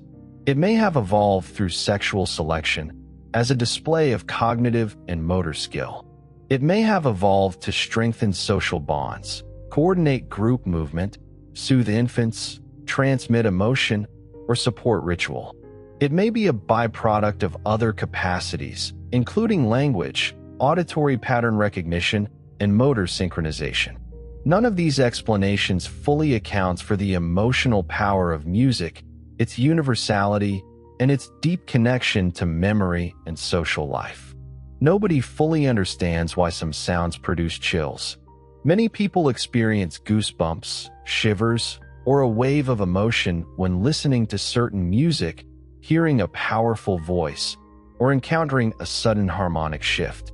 Brain imaging suggests that musical chills involve reward pathways, prediction, memory, and emotional arousal. The brain seems to respond especially strongly when a pattern is partly expected and partly surprising. But why this response exists, why some people experience it frequently and others rarely, and why purely abstract sound can produce such intense bodily emotion, remains incompletely explained. Music reaches into the nervous system through routes we still do not fully understand. The placebo effect has a darker partner called the nocebo effect, and its mechanisms are also not fully understood. When people expect a treatment, environment, or symptom to harm them, the expectation itself can produce real discomfort, pain, nausea, fatigue, or anxiety. Nocebo effects are not imaginary. They involve measurable changes in attention, stress hormones, pain processing, and threat prediction. This creates a difficult medical problem. Patients deserve honest information about possible side effects, but the act of describing side effects can sometimes increase the chance that they will be experienced. How to communicate risk truthfully without amplifying suffering is still an active question in medicine and psychology.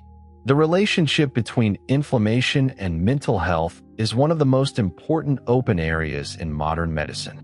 Chronic inflammation is associated with depression, fatigue, cognitive fog, sleep disruption, and changes in motivation. Some people with depression show elevated inflammatory markers, and some inflammatory treatments can produce depressive symptoms. But inflammation is not the cause of all depression, and anti-inflammatory treatments do not help everyone. The immune system and the brain communicate continuously through chemical signals, neural pathways, and hormonal systems. Understanding when emotional suffering is partly driven by immune activity and how to treat that safely remains a major unresolved challenge.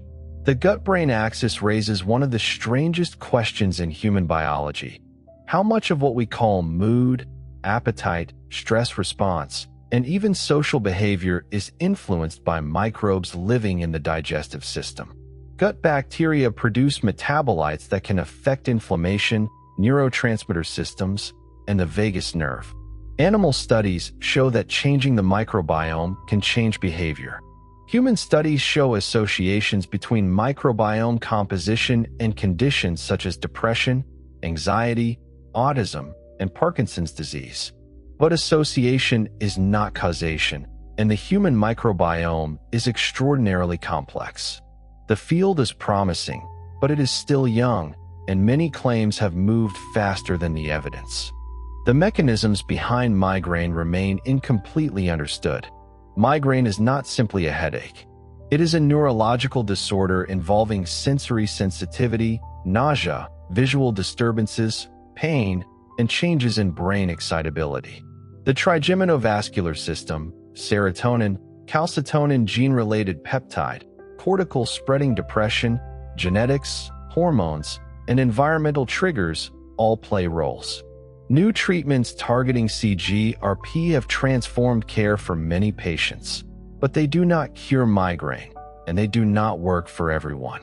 Why one brain becomes migraine-prone while another does not, and why specific triggers produce attacks only sometimes, remains unclear. Migraine is a disorder of thresholds, and the rules governing those thresholds are still being worked out. The biology of chronic pain remains one of medicine's most difficult problems. Acute pain protects the body from damage. Chronic pain can persist after tissues have healed or arise without any obvious ongoing injury.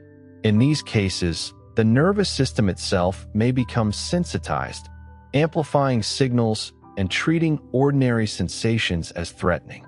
But why some people recover after injury while others develop persistent pain is not fully understood. Genetics, stress, sleep, inflammation, trauma history, immune signaling, and expectation all seem to matter. Chronic pain is not merely pain that lasts longer. It is often a change in the way the nervous system predicts danger. The question of why autoimmune diseases are becoming more common in many parts of the world is not settled. Genetics clearly contributes, but human genes have not changed fast enough to explain recent increases. Environmental factors must be involved. Infections, diet, vitamin D, pollution, microbiome changes, stress, reduced exposure to certain microbes in childhood, and other factors have all been proposed. The hygiene hypothesis, in its modern form, suggests that immune systems require certain microbial exposures to develop proper regulation. But the details differ across diseases, and no single explanation accounts for the rise in multiple sclerosis, type 1 diabetes, inflammatory bowel disease, allergies, and other immune-related conditions. Why some cancers spread and others remain localized is still not fully predictable. Metastasis is responsible for most cancer deaths, yet it is not simply a matter of tumor size. Cancer cells must detach, invade surrounding tissue, enter blood or lymph vessels, survive circulation, exit into distant organs, evade immune attack, and adapt to a new microenvironment. Each step is difficult, and most cancer cells fail, but some succeed. The seed-in-soil hypothesis proposes that certain cancer cells grow only in certain organ environments. Modern genomics has revealed many mutations involved in cancer, but predicting exactly when and where metastasis will happen remains a major challenge. The reason some animals rarely develop cancer is still being investigated. Large animals with many cells should, in theory, have more cancer than small animals, because more cells mean more opportunities for mutations. Yet whales and elephants do not develop cancer at the rates simple mathematics might predict. This is known as Peto's paradox. Elephants carry extra copies of tumor suppressor genes, and whales may have evolved other protective mechanisms related to DNA repair and cell cycle control. But the full explanation remains incomplete. Understanding natural cancer resistance in large, long-lived animals could teach medicine how bodies suppress tumors over decades. The biology of hibernation remains scientifically fascinating and incompletely explained. Some mammals can lower body temperature, heart rate, breathing, and metabolism to extreme levels for weeks or months, then return to normal function without the muscle wasting, blood clots, bone loss, or brain damage that would occur in humans under similar conditions. Bears can remain inactive for months and preserve muscle and bone surprisingly well. Ground squirrels can cool to near freezing and then re-warm safely. How these animals protect their tissues, regulate metabolism, and restart normal function is not fully understood.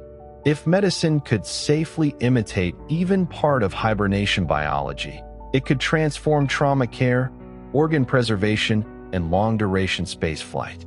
The navigational abilities of many animals remain only partly understood. Sea turtles cross ocean basins and return to the beaches where they hatched. Salmon return from the open ocean to their natal rivers. Monarch butterflies migrate across generations, with individuals completing only part of a route their descendants continue. Birds cross continents at night. Magnetic sensing, smell, polarized light, stars, landmarks, and inherited maps all contribute in different species. But how these cues are integrated into reliable navigation, especially in young animals making journeys they have never made before, remains one of the most beautiful open problems in biology. The origin of animal migration itself is not always clear. Migration is costly and dangerous. It requires energy, exposes animals to predators and weather, and depends on precise timing. Yet it evolves again and again in birds, whales, fish, insects, bats, and ungulates. Migration can allow animals to exploit seasonal food, avoid harsh conditions, reproduce in safer places, or reduce parasites. But the evolutionary steps by which a non-migratory population becomes migratory are difficult to reconstruct. How animals first discover and stabilize migration routes over generations remains partly mysterious, especially when the route spans oceans, continents, or multiple generations. The exact function of play in animals remains debated. Young mammals play by chasing, wrestling, pouncing, running, and manipulating objects, often at energetic cost and some risk. Play seems to help develop motor skills, social understanding, emotional regulation, and flexibility. But animals also play when the immediate benefit is not obvious, and some adult animals continue to play throughout life. Play may be a way for nervous systems to explore possibilities safely. It may prepare animals for unexpected situations by practicing flexible responses rather than fixed routines. But a complete evolutionary account of play, one that explains its diversity and persistence, remains unfinished. The origin of human laughter is not fully explained. Laughter is older than language and has analogs in other primates, especially during play. It can signal safety, social bonding, relief, submission, joy, embarrassment, or even aggression. People laugh more often in conversation than in response to jokes, which suggests that laughter is primarily social rather than simply a reaction to humor. It regulates group tension and signals affiliation. But why a particular rhythm of breath and vocalization became the human signal for amusement, relief, and belonging is still not fully understood. Laughter is ordinary, but biologically strange. The evolution of menopause remains an open question in evolutionary biology. In most animals, reproductive capacity continues close to the end of life. Humans, orcas, and a few other toothed whales are unusual. females can live for decades after reproduction ends.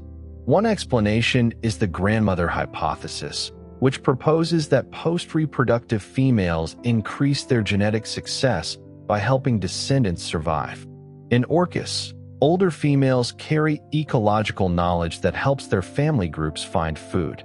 But why menopause evolved in only a few species, and why it has the particular timing it does in humans, remains debated. It is a biological puzzle about family, knowledge, and survival. The development of handedness is not fully understood. Most humans prefer the right hand, a pattern seen across cultures and throughout recorded history. Hand preference is influenced by genetics, prenatal development, brain lateralization, and early motor experience, but no simple gene or single cause explains it. Other animals show forms of limb preference, but not usually with the same population level bias seen in humans. Handedness is connected to language lateralization and asymmetries in the brain, yet the relationship is not absolute. Why our species became so strongly lateralized, and why a consistent minority remains left-handed, is still not fully explained. The biological basis of human sleep chronotypes is only partly understood. Some people naturally wake early and feel most alert in the morning. Others become mentally sharper later in the day and struggle with early schedules. Chronotype is influenced by genetics, age, light exposure, hormones, and social habits. Teenagers tend to shift later, while older adults often shift earlier. Modern society often forces people into schedules that conflict with their biological timing. But why chronotype varies so widely, what evolutionary advantage this variation may have had, and how best to align modern life with biological time remain open questions. The origin of handed language gestures and speech coordination is another unresolved piece of human evolution. Human communication is not only vocal. Gesture, facial expression, eye movement, posture, and rhythm all carry meaning. Some researchers argue that language began as gesture and later became vocal. Others argue that speech and gesture evolved together. The neural systems for hand movement, tool use, imitation, and speech are deeply interconnected. But the fossil record cannot preserve conversations, and the earliest stages of symbolic communication are mostly invisible.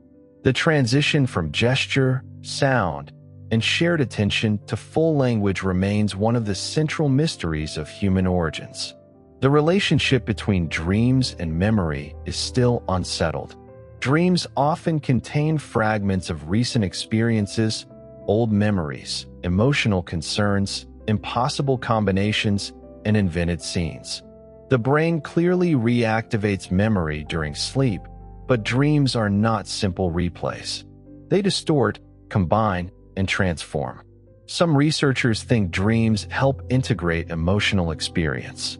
Others think dreams reflect predictive simulations, threat rehearsal, social rehearsal, or the byproduct of memory processing. It is possible that dreams have multiple functions, or that their apparent meaning is something the waking mind imposes afterward. The sleeping brain remains one of the most active unknown territories in neuroscience. The exact purpose of yawning is still debated. Yawning occurs in humans, many mammals, birds, and even some reptiles. It is contagious in humans and some social animals, suggesting a possible role in social synchronization. It has been proposed to regulate brain temperature, increase alertness, stretch respiratory muscles, signal state changes, or coordinate group behavior. None of these explanations fully accounts for all forms of yawning. People yawn when tired, bored, waking, stressed, or seeing others yawn.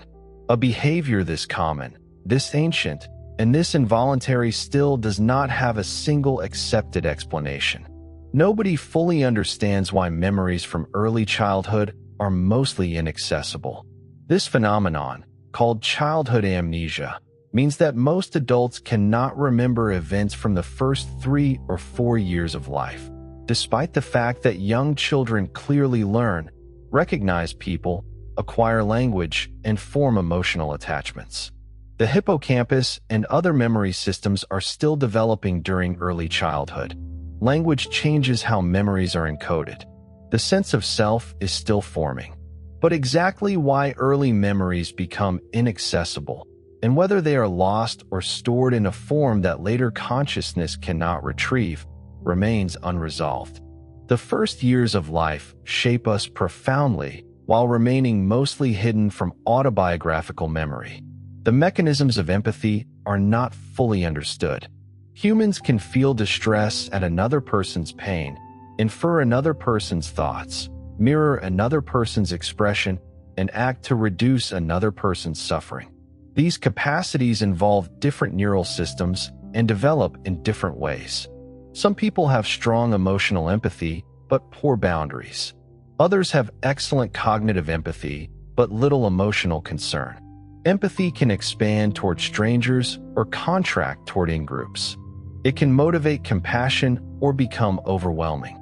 How the brain transforms another person's state into something felt inside the self remains one of the central problems in social neuroscience. The origin of human morality is still debated. Moral behavior involves empathy, fairness, punishment, cooperation, disgust, loyalty, rules, reputation, and cultural learning.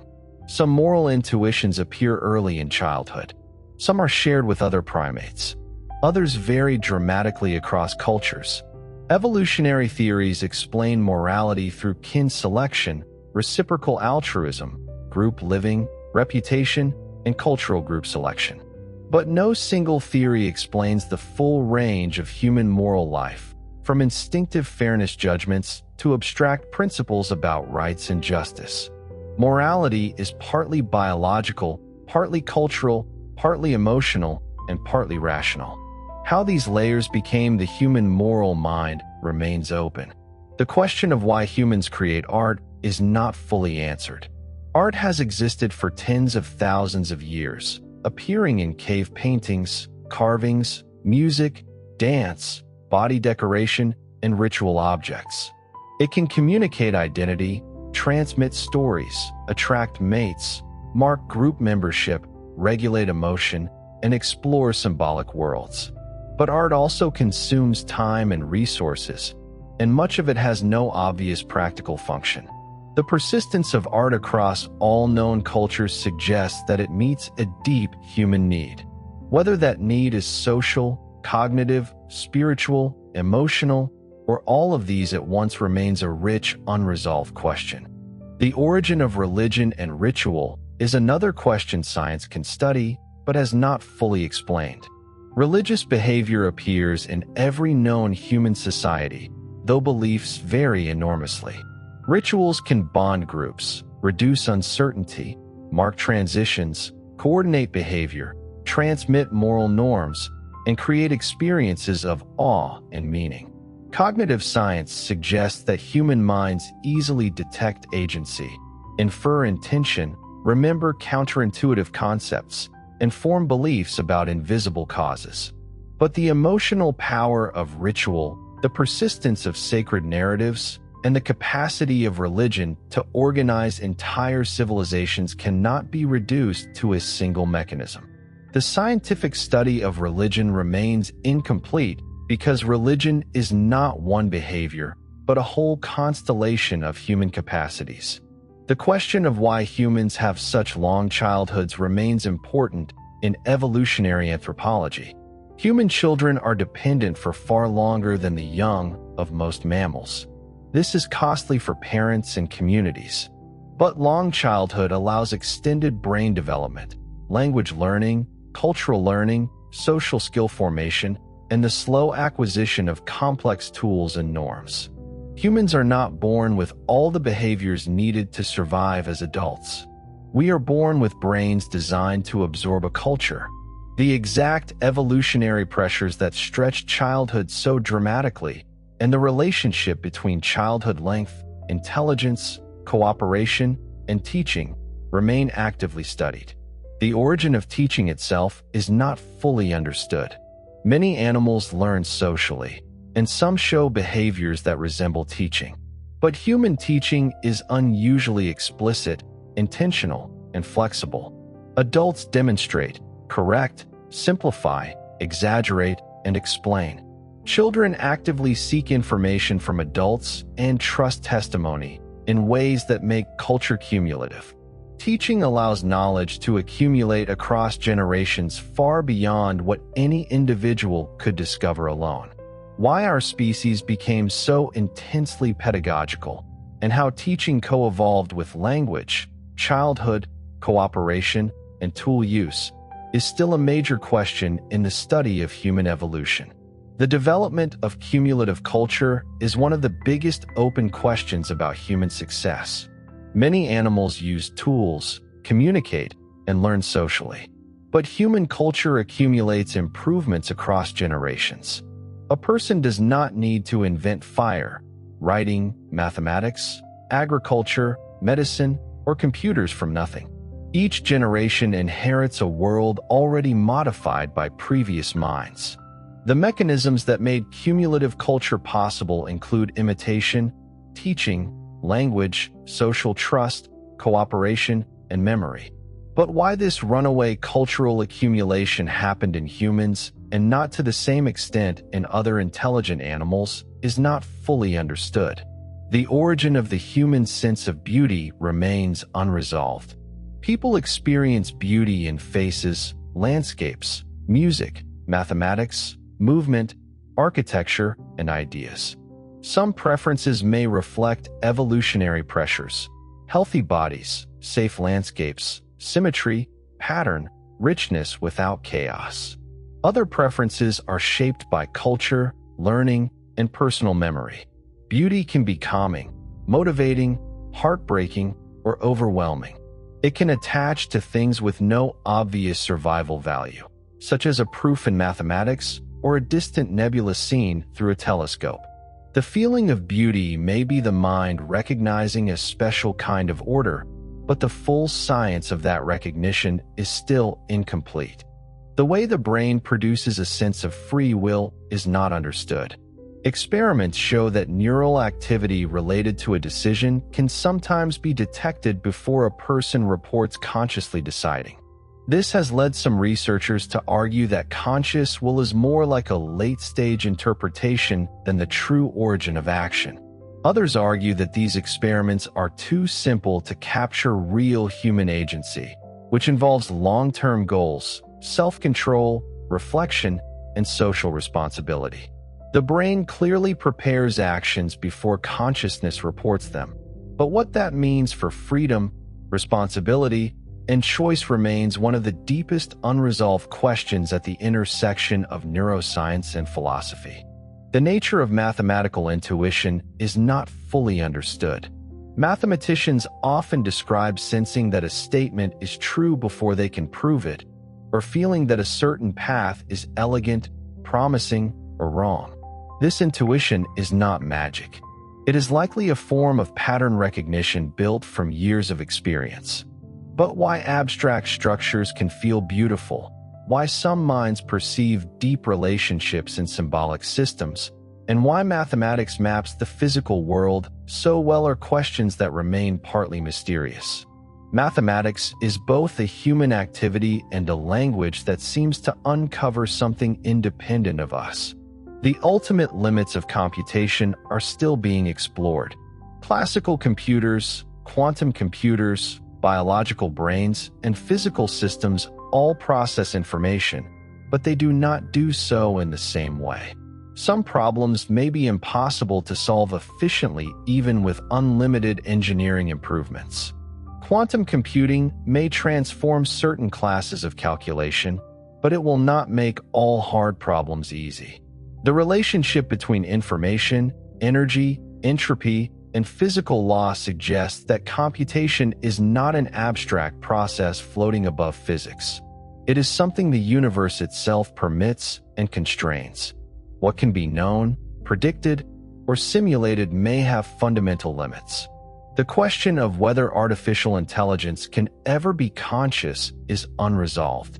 Modern AI systems can process language, recognize patterns, generate images, solve problems, and imitate aspects of reasoning. But none of this by itself proves subjective experience. If consciousness depends on biological processes, then machines may never have it.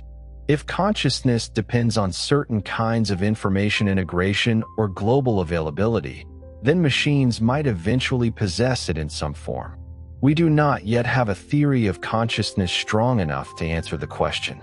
This makes the future of artificial intelligence not only a technological issue, but a scientific and philosophical one. The problem of predicting complex systems runs through nearly every science. Whether ecosystems, economies, brains, diseases, and societies all involve many interacting parts, feedback loops, thresholds, delays, and nonlinear effects. Small changes can have large consequences. Large interventions can sometimes have surprisingly small effects. Scientists can model many complex systems statistically, but exact prediction is often impossible. The difficulty is not merely lack of data. It is the structure of complexity itself. The more parts a system has, and the more those parts influence one another, the more the future becomes a landscape of possibilities rather than a single calculable path. The long-term future of human evolution is unknown. Natural selection has not stopped, but its pressures have changed. Medicine, technology, culture, cities, global travel, changing diets, reproductive choices, and genetic technologies all alter the conditions under which human traits persist or fade.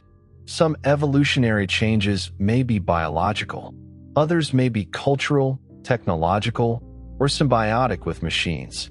We may direct parts of our own biology deliberately through gene editing or reproductive medicine, but the consequences of doing so are difficult to predict. Human evolution is no longer only a natural process. It is increasingly entangled with knowledge, choice, and technology. The question of how science itself changes human beings is rarely asked directly. Scientific knowledge does not only explain the world, it changes the way people live inside the world. Knowing that Earth is a planet changes the meaning of the sky. Knowing that humans evolved changes the meaning of the body. Knowing that memory is reconstructive changes the meaning of the past. Knowing that consciousness depends on the brain changes the meaning of the self. Science is often described as cold, but its deepest discoveries are emotionally powerful because they rearrange the human picture of reality. How knowledge transforms experience is one of the quieter mysteries of the mind. One of the least comfortable open questions is whether there are limits to science itself. Science has been astonishingly successful because it studies patterns that can be observed, measured, tested, and revised. But some questions may lie partly beyond that reach.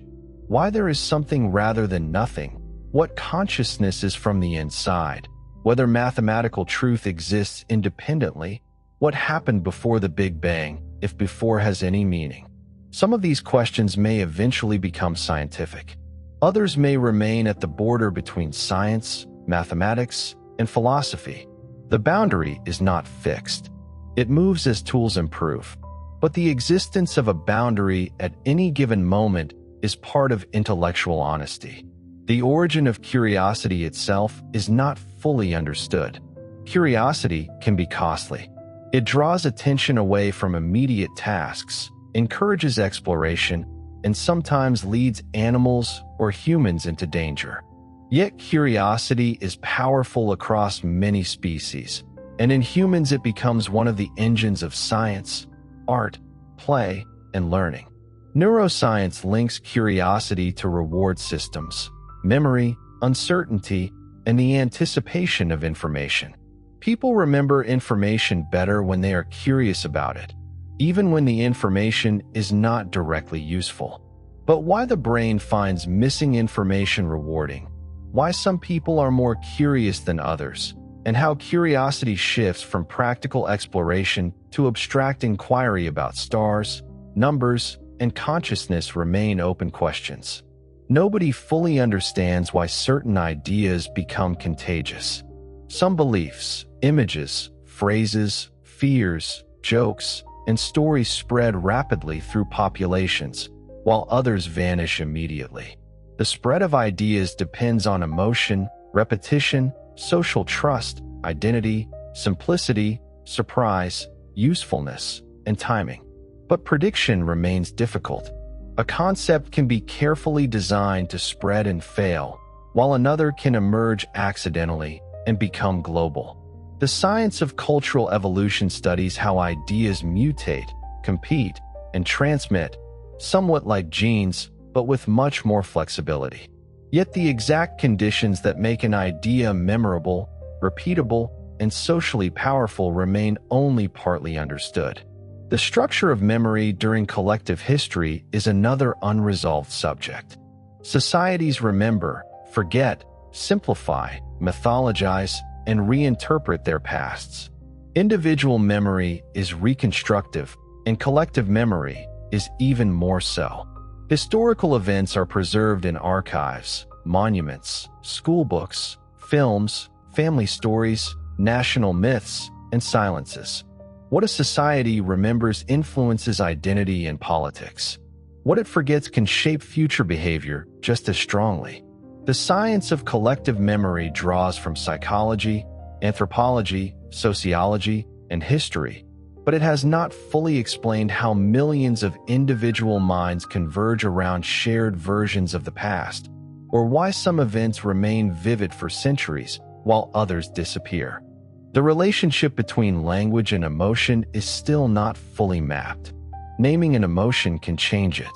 People who can distinguish fine emotional states, frustration, disappointment, anxiety, grief, embarrassment, longing, often regulate emotion more effectively than people who experience all unpleasant states as one vague discomfort. Psychologists call this emotional granularity. Language gives the mind tools for sorting inner experience, but it is not clear exactly how words reshape emotion at the neural level. Do words merely label states that already exist, or do they help construct the states themselves? The answer matters for therapy, education, and the science of consciousness. The question of why humans differ so much in temperament remains open. Some infants are cautious from the beginning. Some are bold. Some are sensitive to sound, light, novelty, or social contact. Some recover quickly from distress. Others remain activated longer. These differences appear early, before culture has had much time to shape them, and they show moderate stability across life. Genetics, prenatal environment, early caregiving, sleep, stress biology, and random developmental variation all contribute. But no model can look at a newborn and predict the full adult personality that will emerge. Temperament is the starting weather of a nervous system, but life changes the climate. The neuroscience of spiritual and mystical experiences remains incomplete. People across cultures report moments of unity, transcendence, timelessness, sacredness, or loss of self-boundaries. These experiences can occur in religious practice, meditation, extreme stress, nature, music, grief, near-death states, or psychedelic states. Brain imaging suggests changes in networks involved in self-processing, salience, emotion, and sensory integration. But explaining the neural correlates does not settle the meaning of the experience.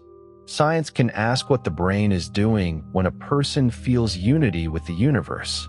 It cannot yet fully explain why that experience can permanently change values, fear of death, or the sense of what matters. The exact relationship between trauma, memory, and the body is still being worked out. Traumatic experiences can alter attention, threat detection, sleep, immune function, pain sensitivity, and the regulation of stress hormones. Some traumatic memories are vivid and intrusive. Others are fragmented or difficult to access. The body can respond to reminders before the person consciously understands what has triggered the response. Neuroscience has made progress in understanding fear conditioning, amygdala activity, hippocampal context processing, and prefrontal regulation. But trauma is not only a brain event. It is also a body event, a social event, and a meaning event. The full integration of these levels remains unfinished. Why some people recover after profound adversity while others remain trapped by it is still not predictable. Resilience is linked to social support, genetics, temperament, meaning, resources, culture, previous experience, and luck. But resilience is not simply strength. A person may function well in one context and collapse in another. Someone may appear resilient outwardly while suffering internally. Another may be visibly distressed for a time and then rebuild deeply. Science can identify protective factors, but it cannot yet predict the private trajectory of a human being after loss, violence, illness, displacement, or catastrophe. Resilience is real, but it is not a simple trait. The science of aging minds is filled with unanswered questions. Some cognitive abilities decline with age, especially processing speed and certain forms of memory. Others remain stable or improve, including vocabulary, emotional regulation, and the ability to see patterns across long experience. Some older adults develop dementia, while others remain mentally sharp into their 90s and beyond. Genetics, education, cardiovascular health, sleep, social connection, hearing, exercise, inflammation, and lifelong cognitive activity all matter. But why one brain accumulates pathology and another resists, it is still not fully understood. The difference between normal cognitive aging and disease is not always clear at the beginning. The origin of Alzheimer's disease remains one of the most important unresolved problems in medicine. Amyloid plaques and tau tangles are central features of the disease, but the relationship between them and the actual loss of memory and cognition is complicated. Some people have significant amyloid buildup, but few symptoms. Others decline rapidly. Inflammation, vascular health, sleep, metabolism, genetics, and immune signaling all appear involved. Treatments that remove amyloid have shown that the biology can be modified, but they have not produced a simple cure. Alzheimer's may not be one disease with one cause, but a final common pathway reached through several biological routes. The nature of attention in the modern information environment is still changing faster than science can measure it. Human attention evolved in physical environments with limited streams of social information. Today, many people live inside continuous alerts, feeds, messages, images, choices, and interruptions. Research shows that attention is limited and task switching is costly, but the long-term developmental effects of digital environments are still being studied. It is not yet clear how constant partial attention shapes memory, patience, anxiety, creativity, or the ability to think deeply. The tools humans built to capture attention may be altering attention itself. The question of whether human civilization can become wise enough to manage its own power is not a standard laboratory problem, but it is a scientific problem in the broadest sense. Humans have created technologies capable of changing climate, editing genomes, building artificial minds, reshaping ecosystems, and producing global-scale risk. Yet the emotional and political systems guiding these powers evolve for smaller groups, shorter timescales, and more immediate threats. Psychology, economics, political science, ecology, and systems theory all study pieces of this mismatch. But no science yet knows how to reliably make large societies act with long-term wisdom under conditions of uncertainty, conflict, and temptation. The deepest unknowns are not always far away. They are also in ordinary experience. Why a memory returns because of a smell. Why a certain voice calms the body. Why a mathematical pattern feels elegant. Why a child begins speaking when they do. Why one person forgives and another cannot. Why sleep restores a mind that no machine can yet imitate. Why matter arranged in the shape of a brain becomes aware of the world. The unknown is not outside daily life. It is woven through it. Even the process of scientific discovery itself is not fully predictable. Some breakthroughs come from careful planned experiments. Others come from anomalies, accidents, failed assumptions, or instruments built for one purpose that reveals something else entirely. Penicillin, cosmic microwave background radiation, pulsars, radioactivity, and many other discoveries emerged because someone noticed that reality did not match expectation. Science is systematic, but discovery is not mechanical. It depends on method, patience, imagination, skepticism, technology, and the willingness to take an unexpected result seriously. Why some minds notice anomalies and others ignore them is part of the psychology of science still worth understanding. The emotional life of scientists is rarely part of the public story, yet it shapes inquiry more than people often admit. Curiosity, frustration, rivalry, awe, obsession, humility, and doubt all live inside the process. A good theory is not accepted because it feels beautiful, but the sense of beauty often guides scientists toward ideas worth testing. A strange result is not true because it is exciting, but excitement keeps people working long enough to investigate it. Science depends on disciplined methods precisely because the human mind is emotional. The relationship between feeling and reason is not a weakness of science. It is part of the human machinery through which science is done. There is also the mystery of why unfinished questions feel so compelling. A closed answer can be useful, but an open question pulls the mind forward. It creates a space that attention wants to enter. This may be why mysteries, puzzles, research problems, and unsolved scientific questions are so memorable. The brain is not only a device for storing answers. It is a device for pursuing gaps. In that sense, the unknown is not merely the absence of knowledge.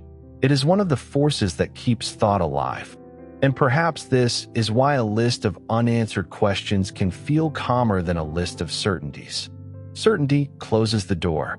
A good question leaves the door slightly open, not in a frightening way, but in a spacious one. It reminds us that no single mind has to finish the work tonight. The work of understanding can continue tomorrow, and for many tomorrows after that. No single night, no single book, no single theory, and no single generation can exhaust it. Science moves by returning to the world again and again, asking better questions each time, and learning how to be less wrong than before. The unknown is not a failure of science. It is the reason science continues. A finished science would be a dead science, a catalog, not an adventure. The unanswered questions are where new instruments are built, new theories are proposed, old assumptions are broken, and young researchers decide where to give their lives. Every solved mystery in the history of science was once a place where the map went blank. Lightning, disease, heredity, stars, atoms, continents, and the age of Earth were all once unknown. Some of the questions that seem impossible tonight may one day become ordinary knowledge. Others may deepen as we approach them. And here, perhaps, is the most honest place to end, not with certainty and not with despair, but with scale. Science has already mapped extraordinary territories. It has measured the age of the universe, traced the ancestry of life, split the atom, read the genome, photographed black holes, detected ripples in space-time, and sent instruments beyond the planets. But around every bright island of knowledge, there is still darkness. That darkness is not empty. It is full of structure waiting to be found. It is full of questions that may take decades or centuries or entirely new kinds of minds to answer. Some of the answers will probably be stranger than the questions. Some will simplify what now looks impossible. Some will show that the question itself was framed in the wrong way. The universe does not run out of questions. It only runs out of easy ones. And for tonight, that is enough. Sleep well. Good night.